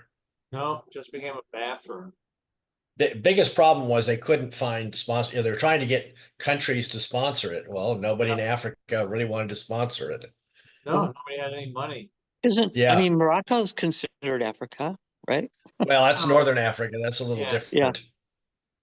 This was equatorial, and you know, more of and Southern Africa was going to be more of the theme. And they to do it. have that Africa kiosk right in the corner, you know. Yeah, like yeah, that's after what it China ended up. That's what it ended up being. Yeah. Gotten it And they- 5 times our own, and they have a kiosk at Epcot. Yeah, yeah. You know, I have to say though that Epcot's what inspired Carrie and I to want to go to China and want to go to Japan and all, and see the terracotta soldiers for real and the Great Wall of China and all that stuff. So it works. I Oh, think super. it's a That's why we went to very Norway. effective. Yeah, we went to Norway. I mean, yeah, and then you already know all the troll history. So when you go to the top of Bergen, and they have that troll forest, and you're like, oh, those look just like the trolls at Epcot. Do they yell, go back, go back? No, they don't. Their trolls don't talk. No. They're all into mental telepathy or something. Maelstrom, they did. One day when I was going to Florida on a trip during Epcot construction, they said, "Do you want to fly on the Mouse, the Disney plane?" So I said, "Yeah, that sounds really neat." And we had to fly from Burbank. We flew not from Burbank to Florida. We flew from Burbank to Orange County, and we had to pick up the guy in Brock. Maybe you'll remember his name. He was the Disney rock guy, and he was coming down to build these mountains of rocks at the Canada Pavilion. But this guy was John Olson. that might have been it. I think that was Yeah. it. He had He been was one of them. retired, but they lured him back, and he viewed as so valuable to the project that they didn't want to say, "John, you got to drive an hour up to Burbank. We'll send the plane down to get you," right? So when Yeah, we got, no, that actually wasn't John Olson because he worked on this, he worked on Norway, but he was probably trained under this guy. okay, And I can't remember who, you're right, there was somebody and I can't remember his name right now. we had to fly all the way down to Anaheim to John Wayne Airport which I don't think was John Wayne at that point, but we had to fly down to go get the guy. And when we got on the plane, they had told you could sit in any seat on the plane you wanted other than Walt's, which had a little reserved, thing across it. He got on the plane, they took the thing off, and they let him sit in Walt's seat. So I always figured, being the computer guy, figuring how all this crap works was one thing, but being the rock guy, boy, that was the job to get. Yeah, I think I told you I got to sit in Walt's seat when the flight I took there on the Mouse. No, I didn't get to do it. I think I sat in it once, at the rest stop. We had to make a refueling stop halfway. I think Yeah, usually in Texas, wasn't it? we stopped somewhere. I think it was in Louisiana. Okay, yeah, Texas and Louisiana, they had two different places they could stop depending on, how the fuel was going, I guess. Well, we had headwinds. We had a funny day because my friend Kathy Ashcraft was the hostess, one of the two hostesses, I think, and she was sick that day, and there was no hostess of the plane, and I guess by whatever rules or they have to have somebody on board to do the safety bit and all that, just like a regular airline. So we had the company airplane mechanic, and he was this grumpy old guy. It's really and like when it came time to pass out the food, he basically threw it at you, right? Well, halfway during the flight, the bathroom jammed up. It wasn't working, right? So when we landed at the rest stop, he cut out all the tools and he fixed the bathroom. And he came back and said something about, "I bet you guys are happy now that I'm here and not that girl." We were. Having the bathroom working again was a good deal. The cabin was it pressurized or? Yeah. Oh, cool. So Yeah, it was a Gulfstream, but I can't remember what number it was, but it wasn't a jet, it was a turboprop. Yeah. Yeah. Gulfstream Oh too. yeah, I've seen it. It's out in Palm Springs now. Oh, is it? You're right. Right. Yeah. It sat for years at the Boneyard out at Disney. After Disney retired, it was part of the Disney MGM tour, which we're very appropriate. We just got to that. And then it sat there for years, and then they took it off of that and then put it at the Boneyard, sat there basically deteriorating in the sun. And then they took it apart. I forget, there was some major company helped fund the display, restoration of it. They did the exterior display and had a big D23 unveiling of it. And now they're doing the interior reconstruction of it. So it's at the Palm Springs, one of the air museums out in Palm Springs out here in California. Yeah, several of I know chat this members place, here. Bill. Yes, I bet you know this well, don't you? Yes, I do. Really sorry it's gone. Again, another one, I don't know how many times we went through that one. Oh, yeah. Well, not just the ride, but the building. I was the architect on the building too. Oh, were you? Yeah.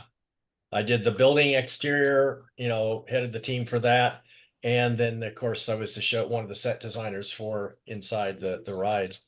No, I have Um, a picture of the crane lowering the roof on here, and I didn't realize, until I saw that. I just thought a lot of this stuff is built in place. I didn't realize, just like the castle turrets, that you preform them and put it back together.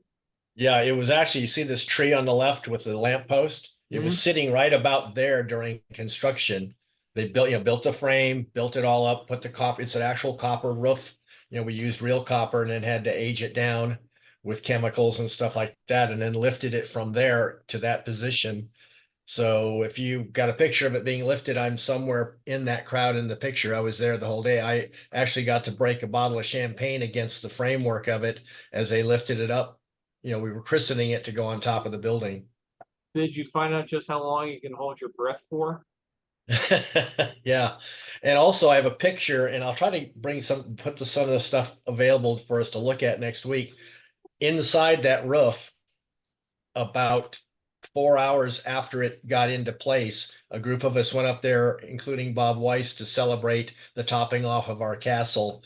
And we enjoyed a 6-pack while and we have I have a photograph of us inside the roof. Huh. That's great. I'd love to see any of that. Now, I imagine you were putting it up there, and what if it was off by half an inch or one side or something? God. Well, we were pretty good on that because we had actually it's actually welded in location because it's so heavy. It didn't, we could just sit it there and it wasn't going to blow away in a wind. But it had these big pads, so you could be off a couple of inches and it would have been fine. But it was actually, they lined up right as expected. So it went fine. But yeah, lifting it up, the whole thing was, we kept saying, we'd had most of the building was complete down below. I mean, there was still some work going on, but you just looked at it and said, if that falls, we're not going to make opening day. No. Brock, what's it made out of then? It's steel, and steel construction, heavy steel frame, light steel, lighting frame that formed the shape, and then plywood sheathing over all of that, and then a copper roof, an actual true copper roof on that. I mean, I had a picture somewhere and I can't find it, of the copper roof as a bright copper roof, before we aged it down. Oh, wow. Then we get a whole bunch of pictures of Indiana Jones. So I'll kind of skip through these. Somewhere I have the video of Carol being it was selected for one of the parts in the audience, and I've got to find that someday. I made a big thing when she came back up to the thing. I had to get her autograph. On our honeymoon, I also was selected as one of the volunteers for that. And I can remember just how hot the fires were. Oh, yeah.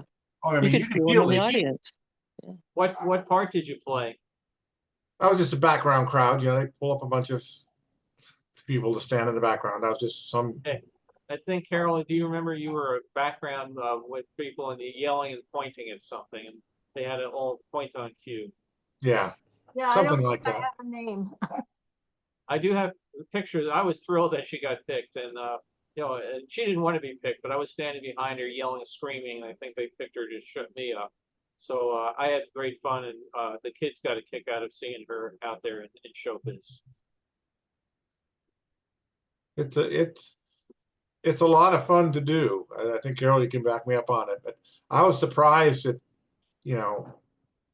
everything that goes on stage while you're up there. It's pretty active up there. Yeah. Uh-oh. Again, you get to stand out there and wear clothes that are worn by 10,000 people before you. Yep. You smell like America when you're done. Yeah. This is an incredible piece of machinery and everything, though. This airplane and the whole bit. I mean, they really did a great job on all the mechanics of this show. Yeah. Going back to Walt's airplane, so are you saying that when you went on the backstage tour, that old prop airplane, that was Walt's airplane? Yep, sirree. Oh my gosh, and Mouse one, yeah. why They used didn't to have they it on tell display. us? They Well, did. probably did, and you missed it, but I think it's I missed it. N234 Mickey Mouse. I mean, I just didn't pick up what they were saying, I guess. I have lots of pictures of that. Yeah, I do too. Yeah, it was the only plane that, you know, they have the alphabet you use, you don't use, you know, when they would come in, they would say, you know, 234 Mickey Mouse, and it's the only one they would let, you know, MM instead of using the standard FAA designation. I know they're not on, but Kathy and Angela have both been to the Palm Springs Museum, and as it, you know, anyway, it's like it looks really, really fun, and they went all out. Yeah, looking at this one, do you feel hot now, Don? Oh, yeah. Yeah. You can feel those flames up there. Yeah, Then we go off to the back lot, again, stuff that's not there anymore, but we, in typical movie fashion, if we look over here, the phone number, MT Realty, MT, right? And the phone number starts with 555, because all the phone numbers in movies always used to start with 555. It was a prefix that the Bell system did not assign to anybody, so they could use it for stuff like that. And then you had so do you remember whose house that was? I don't remember this one in particular. No, sorry. Do you? No, I don't No. remember. They used to Yeah. tell us. Yeah, they Yeah. would have the House of the Golden Girls. I remember Yeah. that in Empty Nest. And then you had Herbie the Love Bug would come out and screech his tires and roar up and lift up in the air coming at you. One of our neighbors has one of those replicas.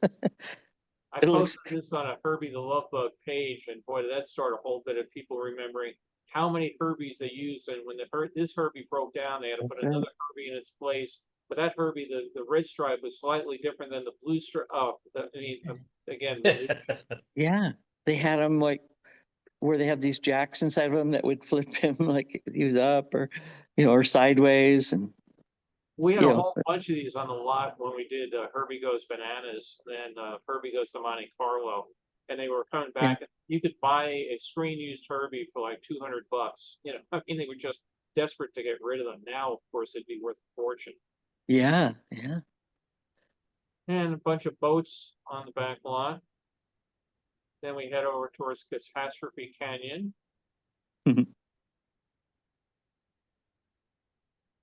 And a wet day out there, but that's not going to deter anything. So we can sell a whole bunch of ponchos.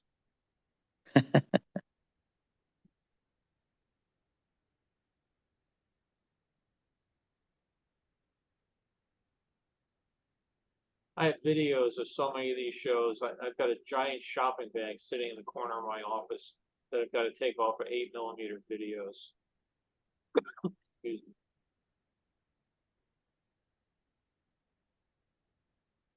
And now I can hear the Baroque hoedown playing in my mind.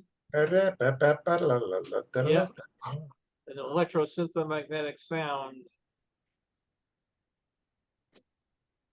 I have all 745s of that. Do you? Yeah. I remember the first time I saw this in Tokyo Disneyland, it was just so bizarre to see, you know, this thing you just associate so well with, you know, the American parks. And here it comes down. They added some really nice figures. They had a beautiful white swan. We had the thing, you know, America at the end. They had a beautiful white swan with some little, whatever you call the baby swans, whatever the name is. It was just beautiful to watch that coming down the street. Like signets or something like that. That's it. Yeah, I knew it was something. Didn't the whole thing start at Disney World with the water parade The going water across? pageant, yeah. Yeah. Because I remember seeing that on our honeymoon, but I loved it. Loved it ever since. Yeah. Yeah. Don't think they've ever topped this parade. They've got some good No. parades. Nothing tops this one. No, he I'm likes with to you. honor America. They replaced that with a giant swan in Tokyo. Oh, Back to Epcot.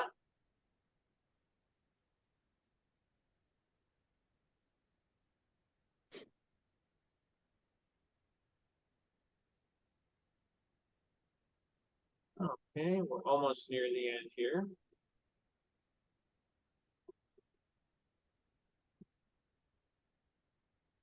and we used to have a flamingo that came out to the Great Salt Lake every year to eat the brine shrimp. Oh They yeah, named him Pink Floyd. we did a Halloween party at our I guess it was the condo I had in Burbank at the time, and we there was a fellow what was his name, Carol, that worked Joe Denton. Dent, right? He came out and he made a whole bunch of tombstones to put out because I had an empty patio area in front of the condo that I had not yet decided to put plants or anything in. So Joe Dent made a whole bunch of tombstones out of cardboard, but he aged them and made them all look like marble and that sort of stuff. And Right. we put names of guests and stuff and put them out in the tombstone. I think actually I still have those, Carol, up in the rafters of the garage. Yeah. Oh, We- really? we did- They looked very real. Yeah. Yeah. He did a great job of making them look real. And I think they're still up there. I did Bill? that too out of chunks of styrofoam. Worked Bill, really I well. was gonna say, back at that other one, when they first, now I see they took other pictures. I'm thinking maybe they had a real brother named Dave and they took that picture so they could show him what happens to him later on. But I mean, Going to Disneyland. do you have any idea who Mr. Sewell was? Yeah, that was Bob Sewell. He used to run the model shop at WDI. Oh, okay. And we had He Claude was Coates. Claude Coates. Yeah. Yeah, that's Claude. Yeah, there were so many that I had fun, because when I first went, of course, I wasn't working for Disney, and I was trying to figure out, okay, I wonder who, Francis Xavier is, no time off for good behavior. And then you finally meet these guys. And it was all Yeah. these little Easter eggs that, these are all people that stuck their names in there. Yeah. Like the Main Street windows. Yeah. Yeah. Yeah, I was surprised taking a backstage tour, got into the entrance, the tour entrance to the Haunted Mansion, and a lot of the hallway back there on that is themed, and they had how in the old days you used to have bells, so you pull a string and ring a bell and the service would know. They had a whole line of bells with strings and the name tags of the rooms they were supposed to go to, and each one was named after Imagine. I remember Raleigh Crump had a tag there. Oh, Okay. neat. Well, the tree house has changed a little since we saw it back in March of '71.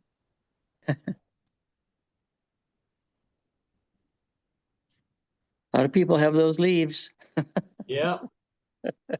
Bruce and Dave gave them Dave. all out. Yeah. Back before they ruined it with their stupid, Tiki Bird takeover thing. I thought that was one of the worst shows Disney ever did. You guys, anybody else ever see that with the Gilbert Gottfried overlay? Yeah. Yeah. I didn't mind it. I thought it was okay, but I thought it was terrible. Well, it says something that God actually struck it with lightning. Yeah, right.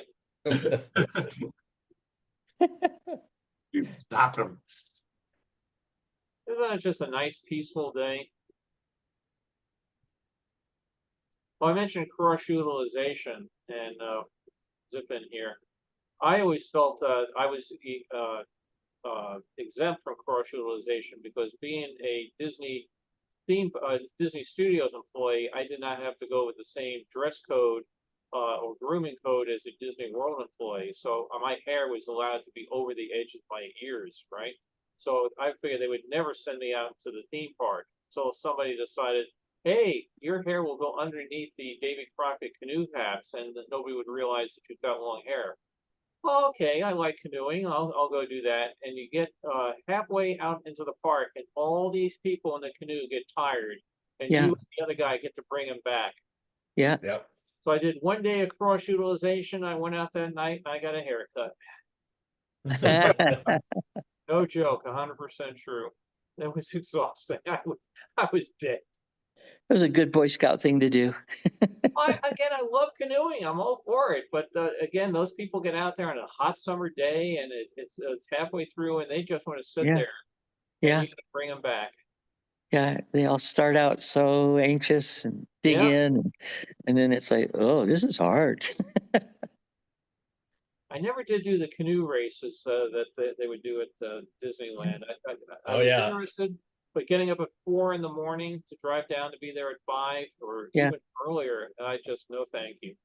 Yeah. Yep, I did it 2 years, and it was, like you say, that by the time you got around, because you were actually racing there, and by the time you got around, the one lap of the thing, you were really wiped out.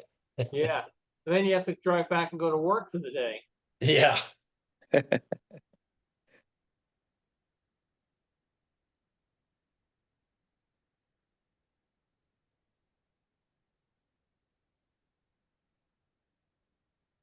think this is the same thing where they had the bicentennial flowers Yeah. inside the Crystal Palace.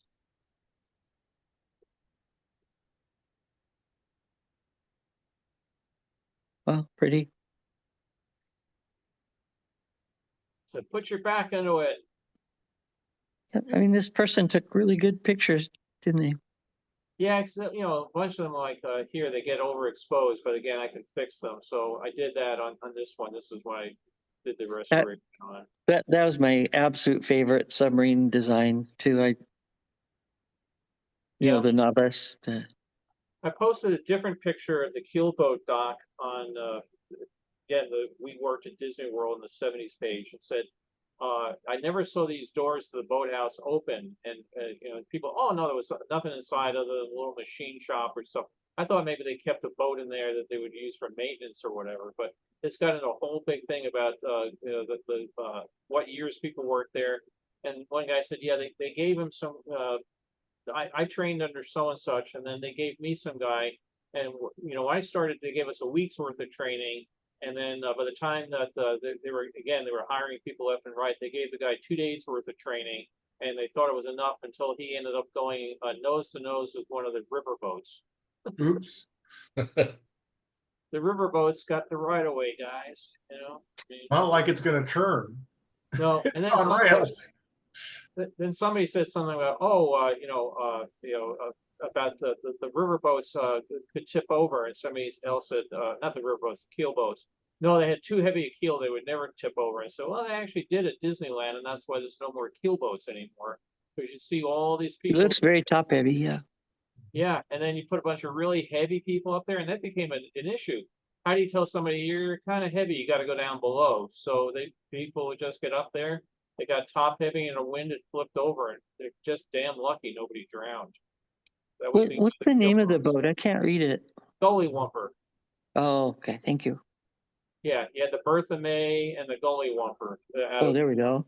Yeah, out of the Tom what you call David Crockett and the River Pirates. Yep. So this is Yeah, big. see, that's probably a day when you look at it here, it's pretty full boat, and so Yeah. it probably wasn't going to be top heavy. But I think when the accident occurred, it was a hot day, and the park wasn't that crowded, and there wasn't that many people going on this ride, and they all wanted to go up to the top. So the guy put him in the top and didn't think about the fact that you don't have any ballast anymore now, and over it went. And it was a particularly windy day too. Yeah, it's a combination of the perfect storm. Yeah.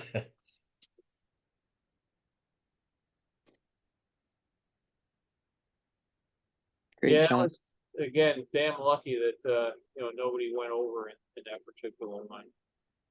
And really, this person is a very good photographer. I mean, that shows great depth of field and everything. Yeah. So we're in 89 now. Quick trip through Epcot. Everybody waiting for Spaceship Earth.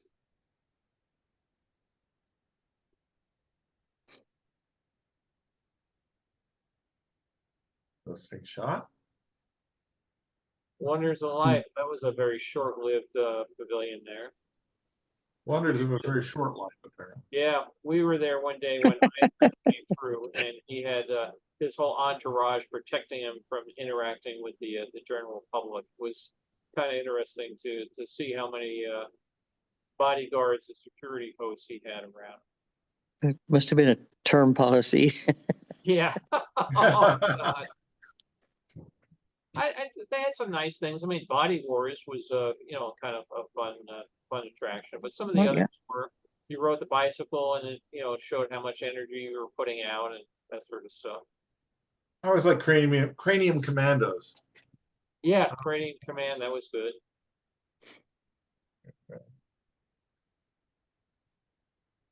Beautiful shot. Let's see if we can find out how much ice cream was back then. $1. Whoa, that sounds like a Whoa. deal. Wow. Now you have to fill out a loan application before they give you ice cream. Yeah. Well, I think they have an app for that. Yeah.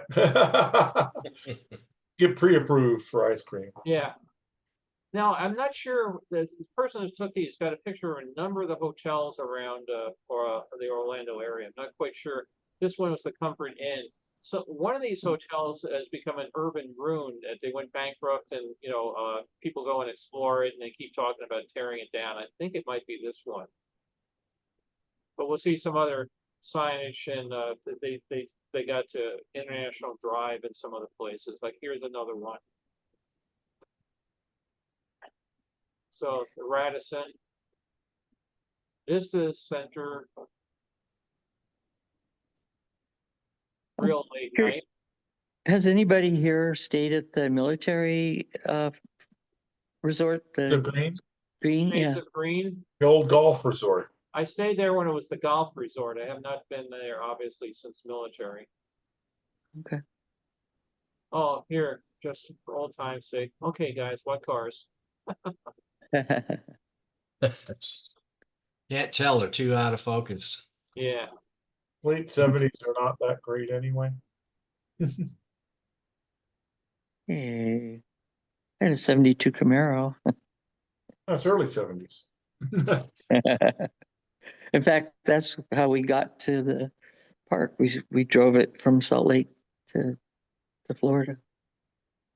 Now if we go to the backlot tour, York Street.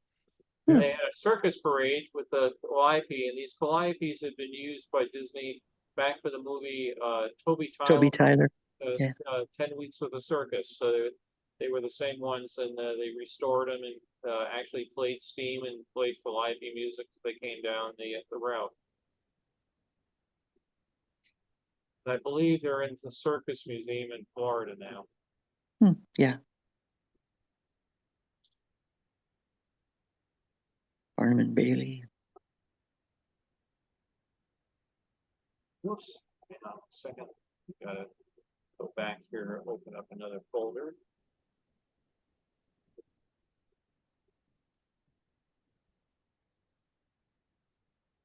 So I said the uniforms of the band have changed over time.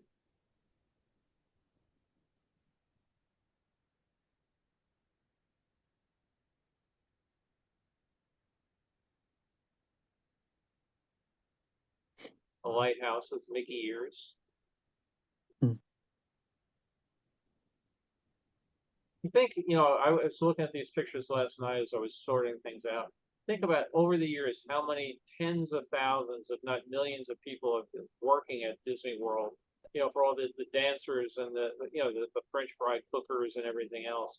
What an impact it's probably had on so many people's lives on, again, Carol and I met at Disney. I'm sure a lot of others have met, that sort of thing. If they had not had the common Disney experience, you wonder how many people's lives would be totally different.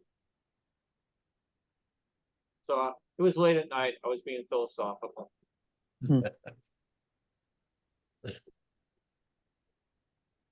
But what a great adventure it has to be for some of these people. If you want to be a dancer and that sort of thing, probably never going to make it on Broadway, but if you get to spend a year dancing down the street, entertaining people and everything, great way to spend your time. That's actually a very good photograph. If you look at the way they caught the action and everything else, you really get the sense of the movement. Yeah, I've Mhm. got to work on restoring it, getting the colors and bright and all that back up. This one I got a kick out of the name of the mine. It's yours and mine. Ha, ha, ha.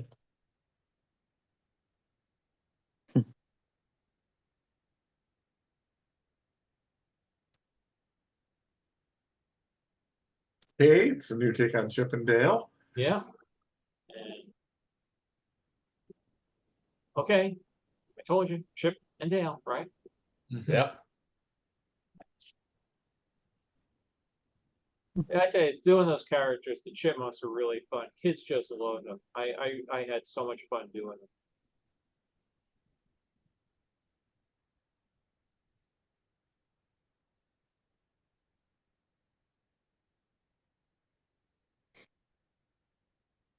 You think about wardrobe, somebody come up with a set of, okay, I need you to come up with a set of pants that would fit a giant tiger and leave a room for the tail.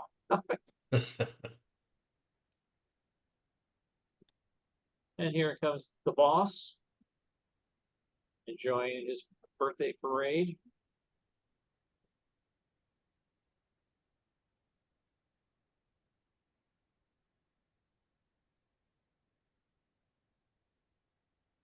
Look how the island's grown up over the years, all the trees.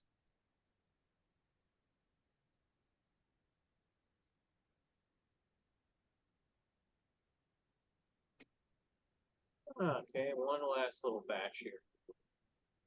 So we go over to visit Mickey's Toontown.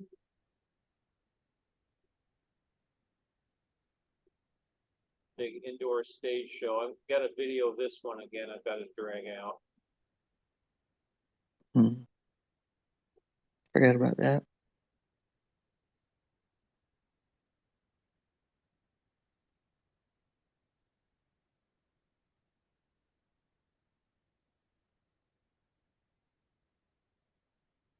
Chip and Dale again. Yeah, and again, old Orlando, the Howard Johnson Plaza Hotel.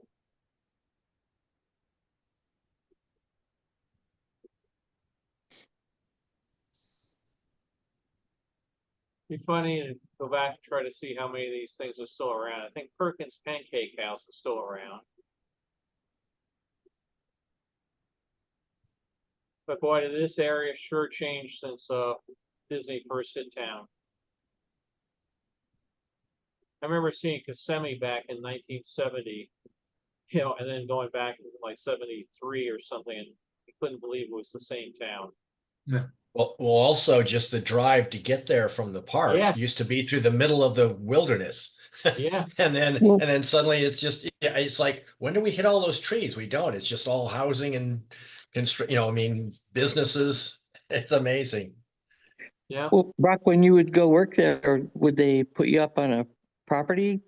Or would Yeah, you they have put to- us on property, but Oh, there was good. certain restaurants you went to that were famous there. I think one of them was the what was that? That's a real famous restaurant. The guy had a train that ran around it. It was a really weird vibe place, but I mean, really good food, huge portions.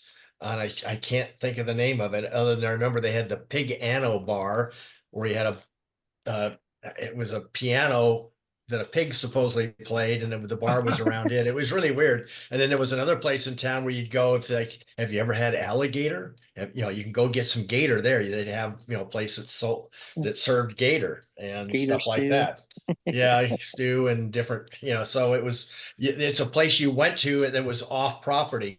Now you can't tell that it's off property. It's just part of the property, even though it is still, I think it was about 5 or 7 miles from the park, wasn't it?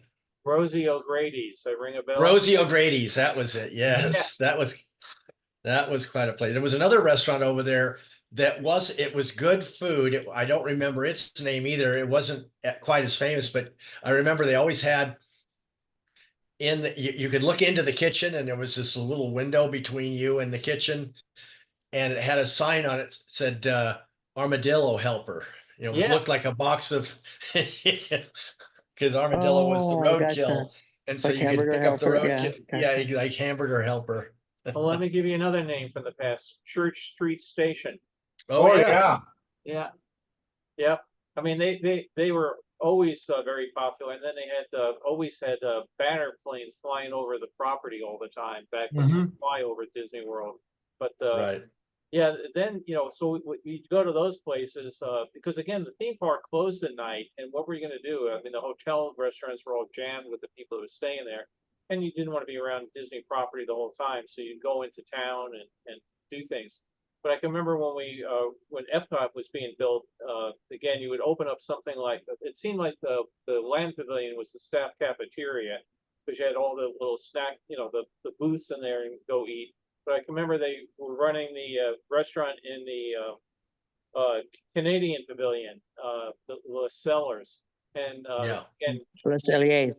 yeah, trying to get the staff, used to cooking and working on it.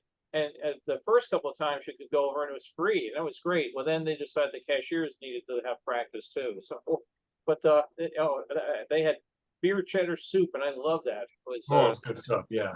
yeah. But yeah, Orlando is just I go back even on property. I go back now, and there's highways to places that where the hell did that road come from? Yeah. Yeah.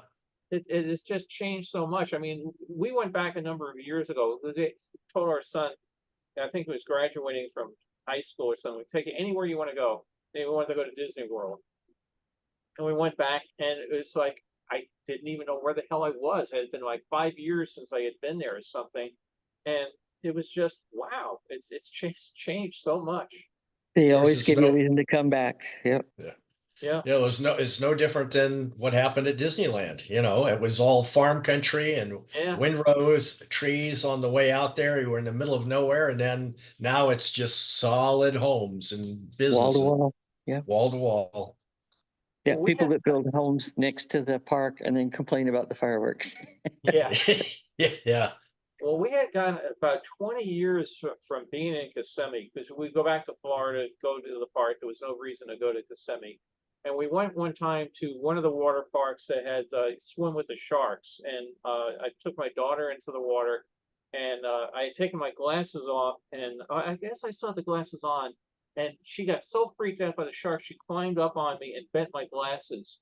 So, and I couldn't bend it back into shape. So now we had to go into Kissimmee to get a pair of glasses made. And it was like, I have no idea where I am. There was not one thing that I recognized in Kissimmee from having Yeah. been there 20 years earlier. I mean, I could not, for the life of me, I couldn't have placed anything. It was astonishing.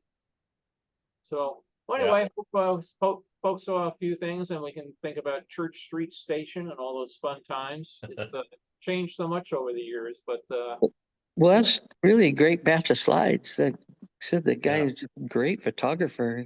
it's actually about Yeah. 6 different people. But yeah, Yeah. No. Well, yeah. Sorry. Yeah. Great what I batches of do is slides.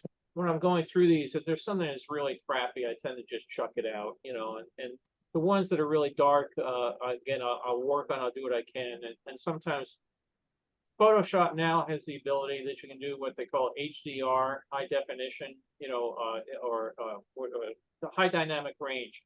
So I'll scan it and scan it very, very dark, and then I'll scan it very, very bright where other things are getting blown out. And I can combine them in Photoshop and try to get something that's more of a average version of the two. So the tools that you have now, you can do some fun things that you couldn't do with it a number of years ago. So. And there are some other tools out there that are just astonishing, like Topaz Video. I've been using that for taking grain out of movies and stuff. But some of the Topaz things for again taking dark pictures and bringing them back to life. It just takes time to do it, but it's amazing what they can do with their AI technology now. Yeah. So next week, well, first of all, on Tuesday, I'll send out an invite in case people want to go, but I'll be doing a talk this Tuesday and next Tuesday about the 1939-1940 New York World's Fair for the Adventure Club. The first week, I'm going to be talking a little bit about how the three guys that came up with the idea in 1937 for the World's Fair thought this would be a good idea to go do it. And 4 years later, the swamp was a World's Fair. Again, the things you can do if you have enough time, money, and ambition to do it.